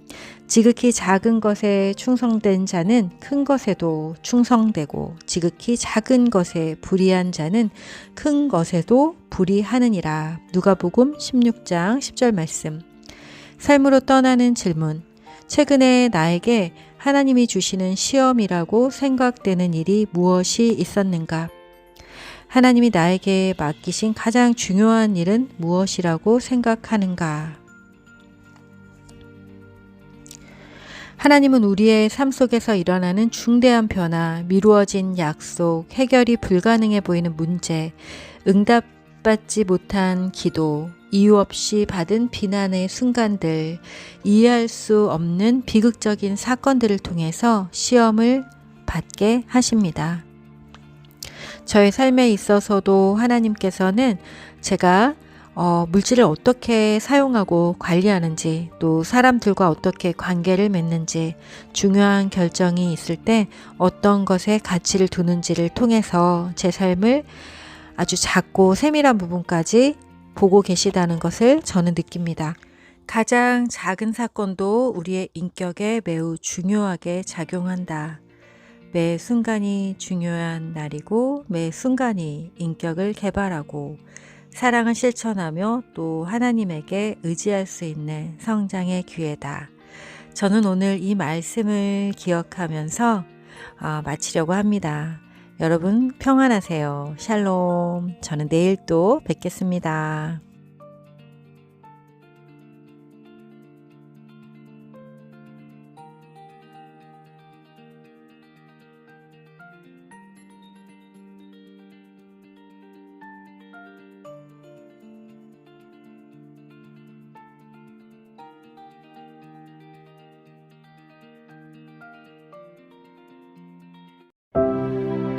안녕하세요. 마음성장학교 대표 김은미입니다. 마음성장학교 독서집단 지금 여기에서 릭 워렌 목사의 목적이 이끄는 삶을 함께 읽고 있습니다. 나는 왜 이 세상에 존재하는가? 오늘은 6번째 장. 삶은 일시적인 것이다. 주님, 내가 이 땅에서 보내는 시간이 얼마나 짧은지 상기시켜 주십시오. 내가 지낼 날들이 정해져 있고 그 날들도 내 곁에서 빨리 사라지고 있음을 계속 생각하게 해 주십시오. 시편 39편 4절 말씀. 나는 이 땅에 잠시 동안만 있습니다. 시편 119편 19절 말씀. 지구상에서의 삶은 일시적인 것이다. 성경에는 안개, 빠르게 달리는 사람, 한 번 내쉬는 숨, 그리고 한 줄기 연기 등 이 땅에서의 삶이 짧고 일시적이며 순간적이라는 것을 가르쳐 주기 위해 많은 비유가 있다. 성경은 이렇게 말한다. 분명코 이제 태어난 것 같은 느낌. 이 땅에서의 우리의 삶은 그림자만큼이나 순간적이다. 삶을 최대한 활용하기 위해서 우리는 두 가지 사실을 절대 잊어서는 안 된다. 첫째는 영생에 비해 이 땅에서의 삶은 지극히 짧다는 것이며, 둘째는 지구라는 곳은 우리가 임시로 거주하는 장소라는 것이다. 따라서 여기에 그리 오래 머무는 것이 아니기에 지나친 애착을 갖지 말고 우리도 하나님처럼 이 세상에서의 삶을 바라볼 수 있게 해달라고 기도하라. 다윗은 주여 내가 이 땅에서 보낼 시간이 얼마나 짧은지 기억하게 해 주십시오. 나는 아주 잠시 동안 이곳에 있는 것임을 알게 해 주십시오. 라고 기도했다. 우리의 정체성은 영생에 있고 우리의 모국은 천국이다. 이 사실을 깨닫게 될 때 우리는 이 세상의 모든 것에 대한 소유와 집착을 버릴 수 있다. 하나님은 지금 이곳을 위해 사는 것, 즉 세상이 기준이 되고 세상의 일이 우선순위인 삶의 방식이 얼마나 위험한지에 대해 매우 단호하게 말씀하신다. 하나님은 세상의 가치관과 유혹에 빠지는 것을 영적인 간음이라고 부르신다. 간음하는 여자들이여 세상과 벗된 것이 하나님의 원수임을 알지 못하느뇨. 그런즉 누구든지 세상과 벗이 되고자 하는 자는 스스로 하나님과 원수되게 하는 것이니라. 야고보서 4장 4절 말씀. 또 성경은 이렇게 말한다. 우리가 그리스도를 대신하여 사신이 되어. 고린도후서 5장 20절 말씀. 그런데 슬픈 사실은 많은 크리스천들이 그들의 왕과 왕국을 배신했다는 것이다. 어리석게도 그들은 현재 살고 있는 지금의 세상이 그들의 집이라고 착각을 하고 있다. 하지만 이 땅은 우리의 집이 아니다. 성경은 이에 대해 명확하게 밝힌다. 사랑하는 자들아, 나그네와 행인 같은 너희를 권하노니 영혼을 거스르려 싸우는 육체의 정욕을 제어하라. 베드로전서 2장 11절 말씀. 하나님은 우리 주위의 것들이 일시적인 것이기 때문에 그것에 너무 마음을 주지 말라고 경고하신다. 세상 물건을 쓰는 사람은 그것들의 마음이 빼앗기지 않은 사람처럼 사십시오. 그것은 이 세상의 현재 모습이 지나가고 있기 때문입니다. 고린도전서 7장 31절 말씀. 삶이 시험이고 위탁받은 것이며 잠시 맡겨진 임무라는 사실을 기억할 때만 세상의 즐거움이 더 이상 우리의 삶을 움켜쥐지 못할 것이다. 우리는 더 나은 것을 위해 준비하고 있다. 우리가 지금 이곳에서 보는 것들은 내일이면 사라진다. 하지만 우리가 지금 보지 못하는 것들은 영원할 것이다. 고린도후서 4장 18절 말씀. 우리가 세상을 너무 사랑하지 않게 하시려고 하나님은 삶에서 상당한 정도의 불만 요소를 갖게 하신다. 이 세상에서 채워질 수 없는 갈망을 느끼게 하신다. 우리가 이곳에서 완벽하게 행복하지 않은 것은 그래서는 안 되기 때문이다. 이곳은 우리의 영원한 과정이 아니다. 우리는 훨씬 나은 것을 위해 창조되었다. 물고기는 물속에서 살도록 만들어졌기 때문에 땅에서는 행복하지 않을 것이다. 독수리가 날지 못한다면 삶에 만족할 수 없을 것이다. 마찬가지로 우리가 이 세상에서 완벽하게 만족하지 못하는 것은 더 많은 것을 위해 우리가 지어졌기 때문이다. 물론 이 땅에서도 행복한 순간들이 있겠지만 하나님이 우리를 위해 계획해 놓으신 것들에 비하면 아무것도 아니다. 이 세상에서의 삶이 일시적인 것이라는 깨달음은 우리의 가치관을 근본적으로 바꾸어 놓을 것이다.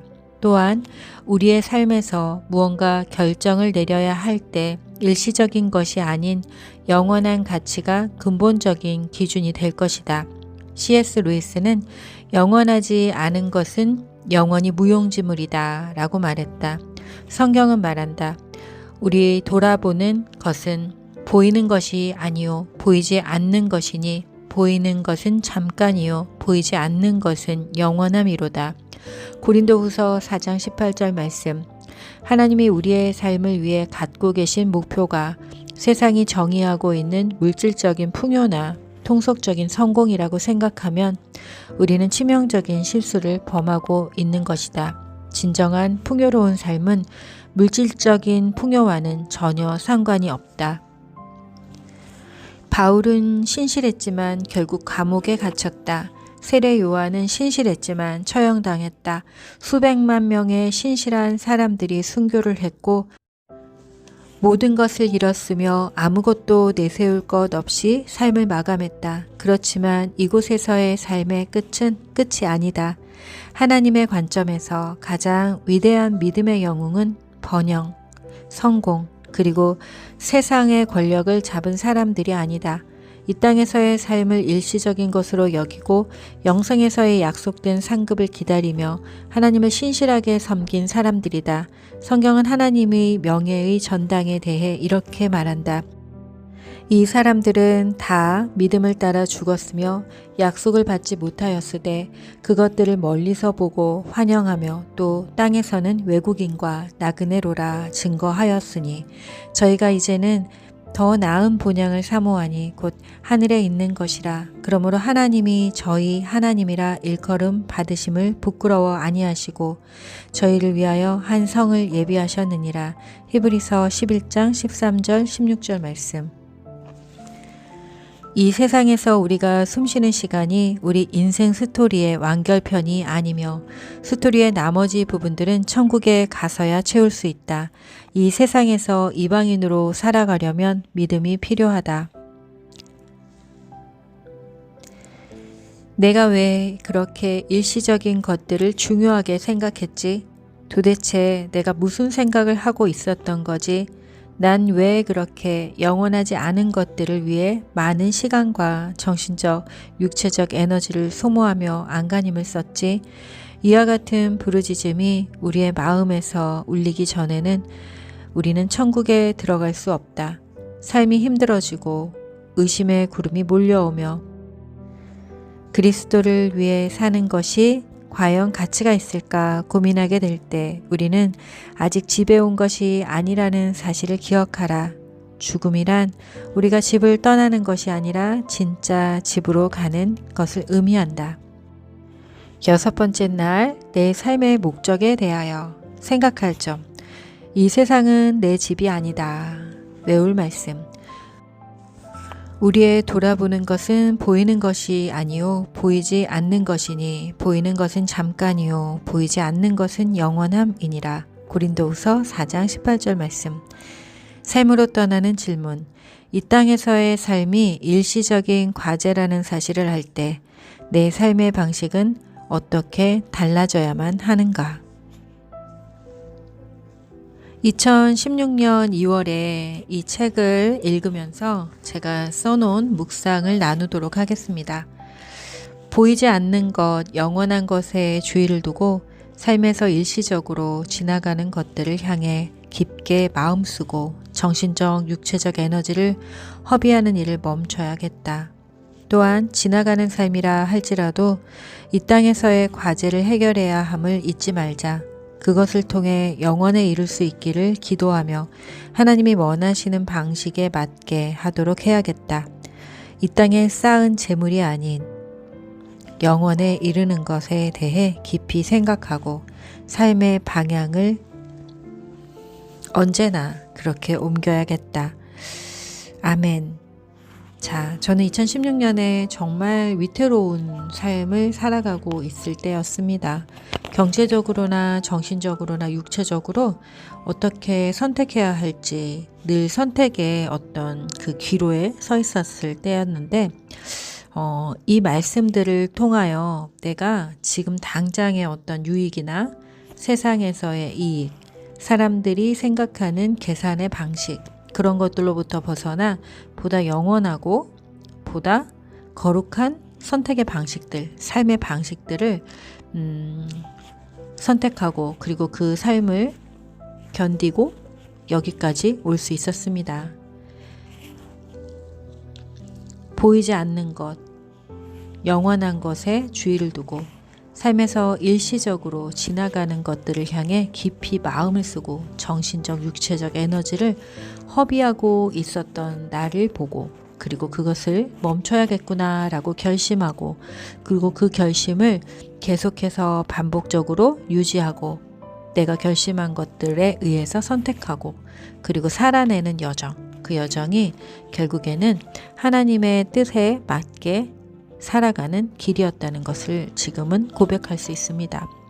지금 많이 힘들고 어렵다면 일시적으로 지나가는 것들, 내가 손에 꼭 쥐고 있었지만 또 언젠가는 놓아야 할 그런 것들, 본질이 아닌 비본질을 쥐고 너무나 아파하고 너무 많은 에너지를 쓰고 있지 않은지 생각해보는 시간이 되셨으면 좋겠습니다. 여러분, 오늘은 여기까지 하겠습니다. 평안하세요. 샬롬.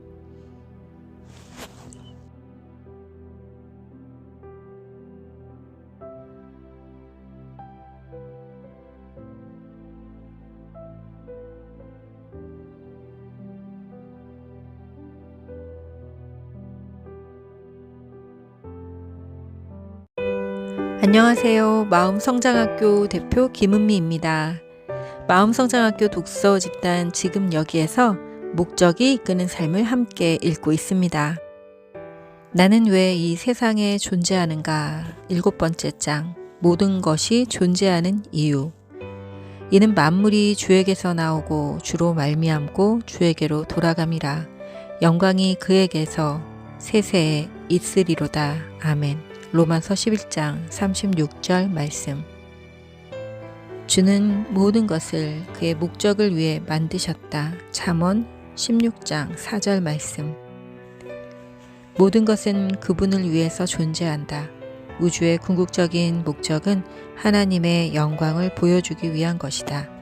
우리를 포함한 모든 것이 존재하는 이유가 바로 이것이다. 하나님은 모든 것을 그의 영광을 위해 만드셨기 때문에 하나님의 영광 없이는 아무것도 존재하지 않을 것이다. 하나님의 영광은 무엇인가? 그것은 바로 하나님, 그분 스스로이시다. 그분의 본질이며 그분이 얼마나 중요한지를 알리는 것이고 광채를 발하는 듯 장엄함의 모습이며 그분의 능력을 표현하는 것이고 그분의 임재를 느끼게 하는 말이다. 하나님의 영광은 그분의 선하심의 표현이고 그분의 본질적이고 영원한 속성이다. 하나님의 영광은 예수 그리스도를 통해 가장 잘 나타난다. 세상에 비친 예수님은 하나님의 본성을 분명히 반영하고 있으며 그분으로 인하여 우리는 어둠 속에서 보는 것처럼 불명확하게 느끼던 하나님의 존재를 분명히 알게 되었다. 성경은 이렇게 말한다. 이는 하나님의 영광의 광채시요. 즉, 예수님은 우리가 하나님의 영광을 제대로 이해하게 하기 위하여 이 땅에 오셨으며 이에 대해 성경은 말씀이 육신이 되어 우리 가운데 거하심에 우리가 그 영광을 보니 아버지의 독생자의 영광이요 은혜와 진리가 충만하더라. 요한복음 1장 14절 말씀. 이렇게 말하고 있다. 하나님은 하나님이시기에 때문에 하나님 안의 영광은 그분이 본래부터 소유하고 계신 것이다. 그것은 그분의 본성이시고 그 어느 누구도 태양이 더 밝게 빛나도록 할 수 없는 것처럼 하나님의 영광에 어떠한 것도 더할 수 없다. 우리는 그분의 영광을 깨닫고 존귀하게 여기며 선포하고 찬양하며 나타내고 또 그분의 영광을 위해 살도록 명령받았다. 우리 가운데 어느 누구도 삶을 통해 하나님께 합당한 분량의 영광을 돌리지 못했는데 이것이 우리가 저지를 수 있는 가장 큰 죄인 동시에 가장 큰 실수인 것이다. 그러나 반대로 하나님의 영광을 위해 사는 것은 우리의 삶을 통해 이룰 수 있는 가장 중요한 일이다. 그러므로 하나님이 무릇 내 이름으로 일컫는 자 곧 내가 내 영광을 위하여 창조한 자를 오게 하라. 그를 내가 지었고 만들었노라. 고 말씀하신 것을 따라 하나님께 영광을 돌리는 것이 우리 삶의 최고 목표가 되어야 한다. 그렇다면 어떻게 하나님께 영광을 돌릴 수 있을까? 예수님은 아버지께서 내게 하라고 주신 일을 내가 이루어 아버지를 이 세상에서 영화롭게 하였사오니 요한복음 17장 4절 말씀. 이렇게 고백하고 있다. 예수님은 이 땅에서의 당신의 목적을 이루심으로 하나님께 영광을 돌렸다. 우리도 같은 방법으로 하나님께 영광을 돌릴 수 있는데 피조물이 그 목적을 달성하면 그것은 하나님께 영광을 돌리는 것이다. 새들은 날고 노래 부르고 집을 짓고 하나님이 뜻하신 새다운 활동을 통해 하나님께 영광을 돌린다. 심지어 개미도 그것이 만들어진 목적을 성취하면 하나님께 영광을 돌리는 것이다. 하나님은 개미가 되도록 그리고 우리는 우리가 되도록 만드셨다. 여러 가지로 하나님께 영광을 돌릴 수 있지만 그 모두를 우리의 삶에 대한 하나님의 5가지 목표로 요약할 수 있다. 자, 첫 번째, 우리는 예배를 통해 영광을 돌린다. 예배는 하나님에 대한 우리의 첫 번째 책임이다. 하나님 그분을 즐기는 것, 그것이 바로 예배이다. 예배는 찬양하고 말씀을 듣고 하나님께 기도하는 것, 그 이상이다.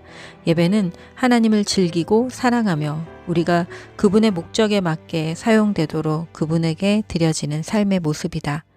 우리의 삶이 하나님의 영광을 위해 사용될 때 우리가 하는 모든 일이 예배가 되는 것이다. 성경은 이렇게 말한다. 너의 온 몸을 하나님의 영광에 합당한 것을 하는 데 사용하라. 로마서 6장 13절 말씀. 하나님께 영광을 돌릴 수 있는 두 번째 방법.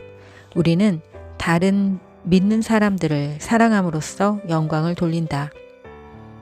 거듭나는 순간 우리는 하나님의 가족이 된다. 그리스도를 따르는 것은 믿는 것뿐만 아니라 그분에게 속하고 하나님의 가족을 사랑하는 것을 배우는 것이다. 요한은 우리가 형제를 사랑함으로 사망에서 옮겨 생명으로 들어간 줄을 알거니와 사랑치 아니하는 자는 사망에 거하느니라. 요한일서 3장 14절 말씀. 이렇게 말하고 있다. 바울은 이러므로 그리스도께서 우리를 받아 하나님께 영광을 돌리심과 같이 너희도 서로 받으라. 로마서 15장 7절 말씀. 서로에 대한 사랑을 말하고 있다. 이 땅에서 우리가 해야 할 두 번째 중요한 책임은 하나님처럼 사랑하는 방법을 배우는 것이다. 왜냐하면 하나님은 사랑이시고 사랑이 그분을 영광스럽게 하기 때문이다. 예수님은 새 계명을 너희에게 주노니 서로 사랑하라. 내가 너희를 사랑한 것 같이 너희도 서로 사랑하라. 너희가 서로 사랑하면 이로써 모든 사람이 너희가 내 제자인 줄 알리라. 요한복음 13장 34절에서 35절 말씀. 하나님을 영화롭게 하는 일 세 번째. 우리는 그리스도를 닮아감으로써 영광을 돌린다. 우리가 하나님의 가족으로 새롭게 태어나는 순간부터 하나님은 우리가 영적으로 온전한 성숙함에 이를 때까지 자라나길 바라신다. 그것은 어떤 모습일까? 영적으로 성숙해진다는 것은 우리가 생각하고 느끼고 행동하는 모든 방법이 예수님과 같아지는 것이다. 성경은 이렇게 말한다. 주의 영이 우리 안에서 역사할수록 우리는 점점 그와 같아지고 그의 영광을 더욱 드러내게 된다. 고린도후서 3장 18절 말씀. 예수 그리스도로 말미암아 의의 열매가 가득하여 하나님의 영광과 찬송이 되게 하시기를 구하노라. 빌립보서 1장 11절 말씀. 하나님을 영화롭게 하는 네 번째 방법은 우리의 은사로 다른 사람을 섬김으로 영광을 돌린다. 하나님은 우리에게 우리만 가지고 있는 독특한 재능, 은사, 그리고 기술, 그리고 능력을 주셨다.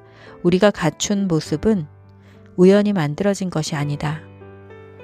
그리고 하나님은 우리 자신만을 위한 이기적인 목적 때문에 그 능력들을 허락하신 것이 아니다.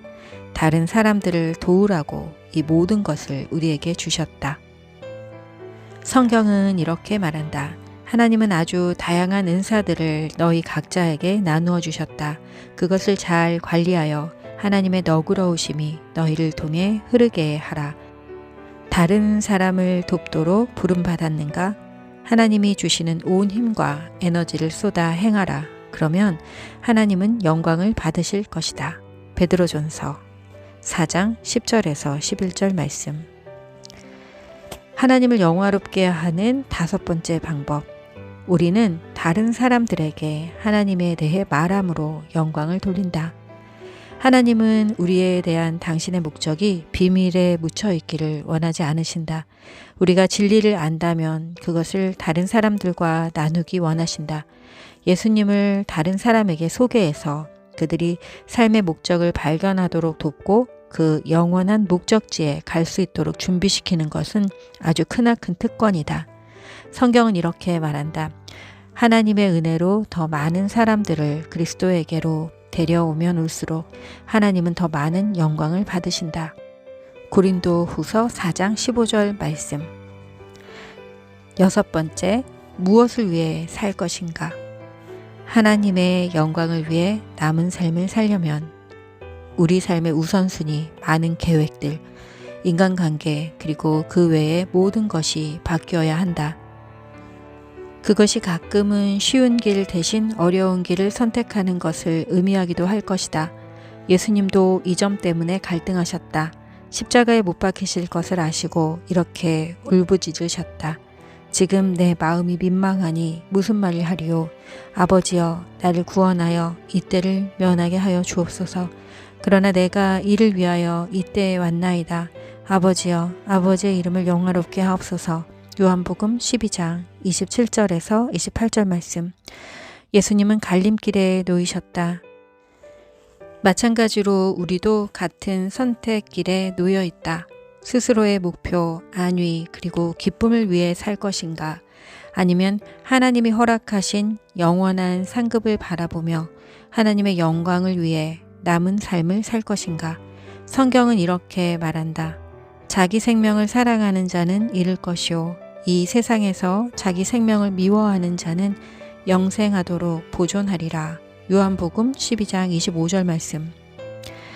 걱정하지 마라.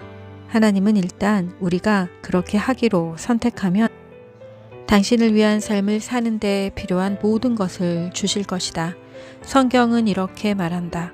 우리를 하나님께로 인도하신 분을 개인적으로 그리고 가깝게 알아감으로써 하나님을 기쁘시게 하는 삶에 필요한 모든 것이 기적같이 우리에게 주어졌다.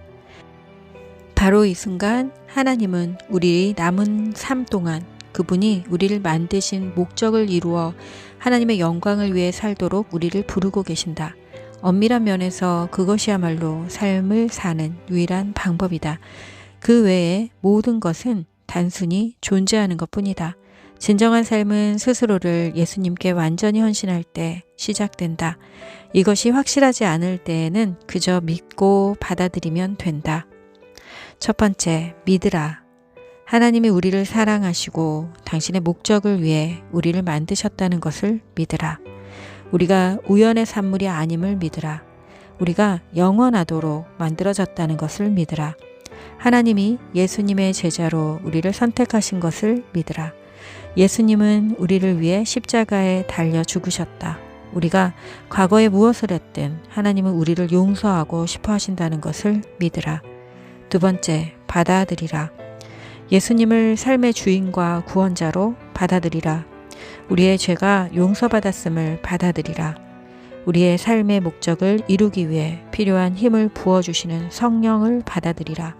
성경을 이렇게 말한다. 그 아들을 믿고 받아들이는 자는 누구나 온전하고 영원한 삶에서 모든 것을 누린다. 요한복음 3장 36절 말씀. 어디에서 이 글을 읽고 있든지 나는 당신이 지금 고개를 숙이고 당신의 영생을 바꿔놓을 기도를 조용히 하기 원한다. 예수님, 나는 당신을 믿고 당신을 받아들입니다. 주저하지 말고 지금 하라. 조용히 눈을 감고 예수님, 나는 당신을 믿고 당신을 받아들입니다. 당신이 그 기도를 진심으로 했다면 축하한다. 하나님의 가족이 된 당신을 환영한다. 당신은 이제 하나님이 당신의 삶에 대해 가지고 있는 목적을 발견하고 그 목적에 따라 살 준비가 되었다. 나는 당신에게 다른 사람과 이 이야기를 나누라 권하고 싶다. 다른 사람에게서 도움을 받는 것이 중요하기 때문이다. 7번째 날, 내 삶의 목적에 대하여 생각할 점. 모든 것은 그분을 위한 것이다. 외울 말씀. 이는 만물이 주에게서 나오고 주로 말미암고 주에게로 돌아감이라. 영광이 그에게 세세에 있으리로다. 아멘. 로마서 11장 36절 말씀. 삶으로 떠나는 질문. 하루 일과 중에서 하나님의 영광을 더 의식해야 하는 부분은 어디인가? 오늘 나눔은 여기까지입니다. 우리는 하나님의 영광을 위해 만들어졌고 우리의 삶의 모든 목적은 하나님께 영광을 돌리는 것이다. 라는 이 말씀이 여러분에게는 어떻게 받아들여지고 믿어지시나요? 저의 삶 가운데 가장 힘들고 어려웠던 순간 하나님께서 나를 지으신 확실한 목적이 있고 나는 그 목적에 따라 살아갈 때 가장 기쁘고 가장 온전한 삶을 살아갈 수 있다는 것을 믿을 수 있었습니다. 그 믿음이 있었기에 저는 때때로 가장 어두운 곳에서도 예수님의 밝은 빛을 보고 그분을 따라가는 삶을 살아갈 수 있었습니다. 나는 예수님의 제자이고 예수님은 사랑이시고 또 영광이시고 나도 그를 따라 사랑과 영광의 삶을 살아가리라 라는 선포는 제 삶의 가장 위대한 선포였고 또 그 선포가 있기 전에 저의 고백이 있었습니다. 예수님, 나는 당신을 믿고 당신을 받아들입니다. 예수님, 나는 당신을 믿고 당신을 받아들입니다. 당신께서 나를 위해 십자가에 못 박혀 죽으신 것에 감사합니다. 하고 고백했을 때 하나님의 가족이 된 것입니다. 뭐가 이렇게 쉬워?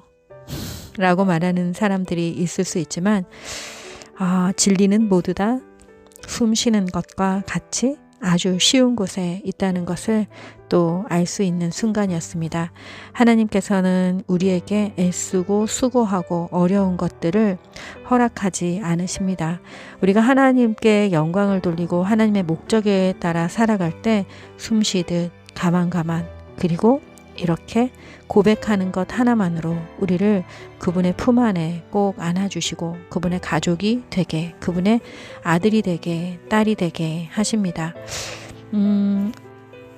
하루 일과 중에서 하나님의 영광을 더 의식해야 하는 부분이 어디 있는가라고 하는 질문에 여러분은 어떤 답을 써 놓으셨나요? 아침에 눈을 뜨고 또 호흡하는 그 모든 순간, 그것 자체, 나의 존재함 자체가 바로 하나님께 영광이 되는 그런 시간이 아닌가라는 생각을 합니다. 호흡하는 모든 순간, 또 살아있는 모든 순간 하나님께 영광을 돌릴 수 있는 우리가 되기를 소망합니다. 오늘 이야기는 여기까지 하겠습니다. 여러분 평안하세요. 샬롬.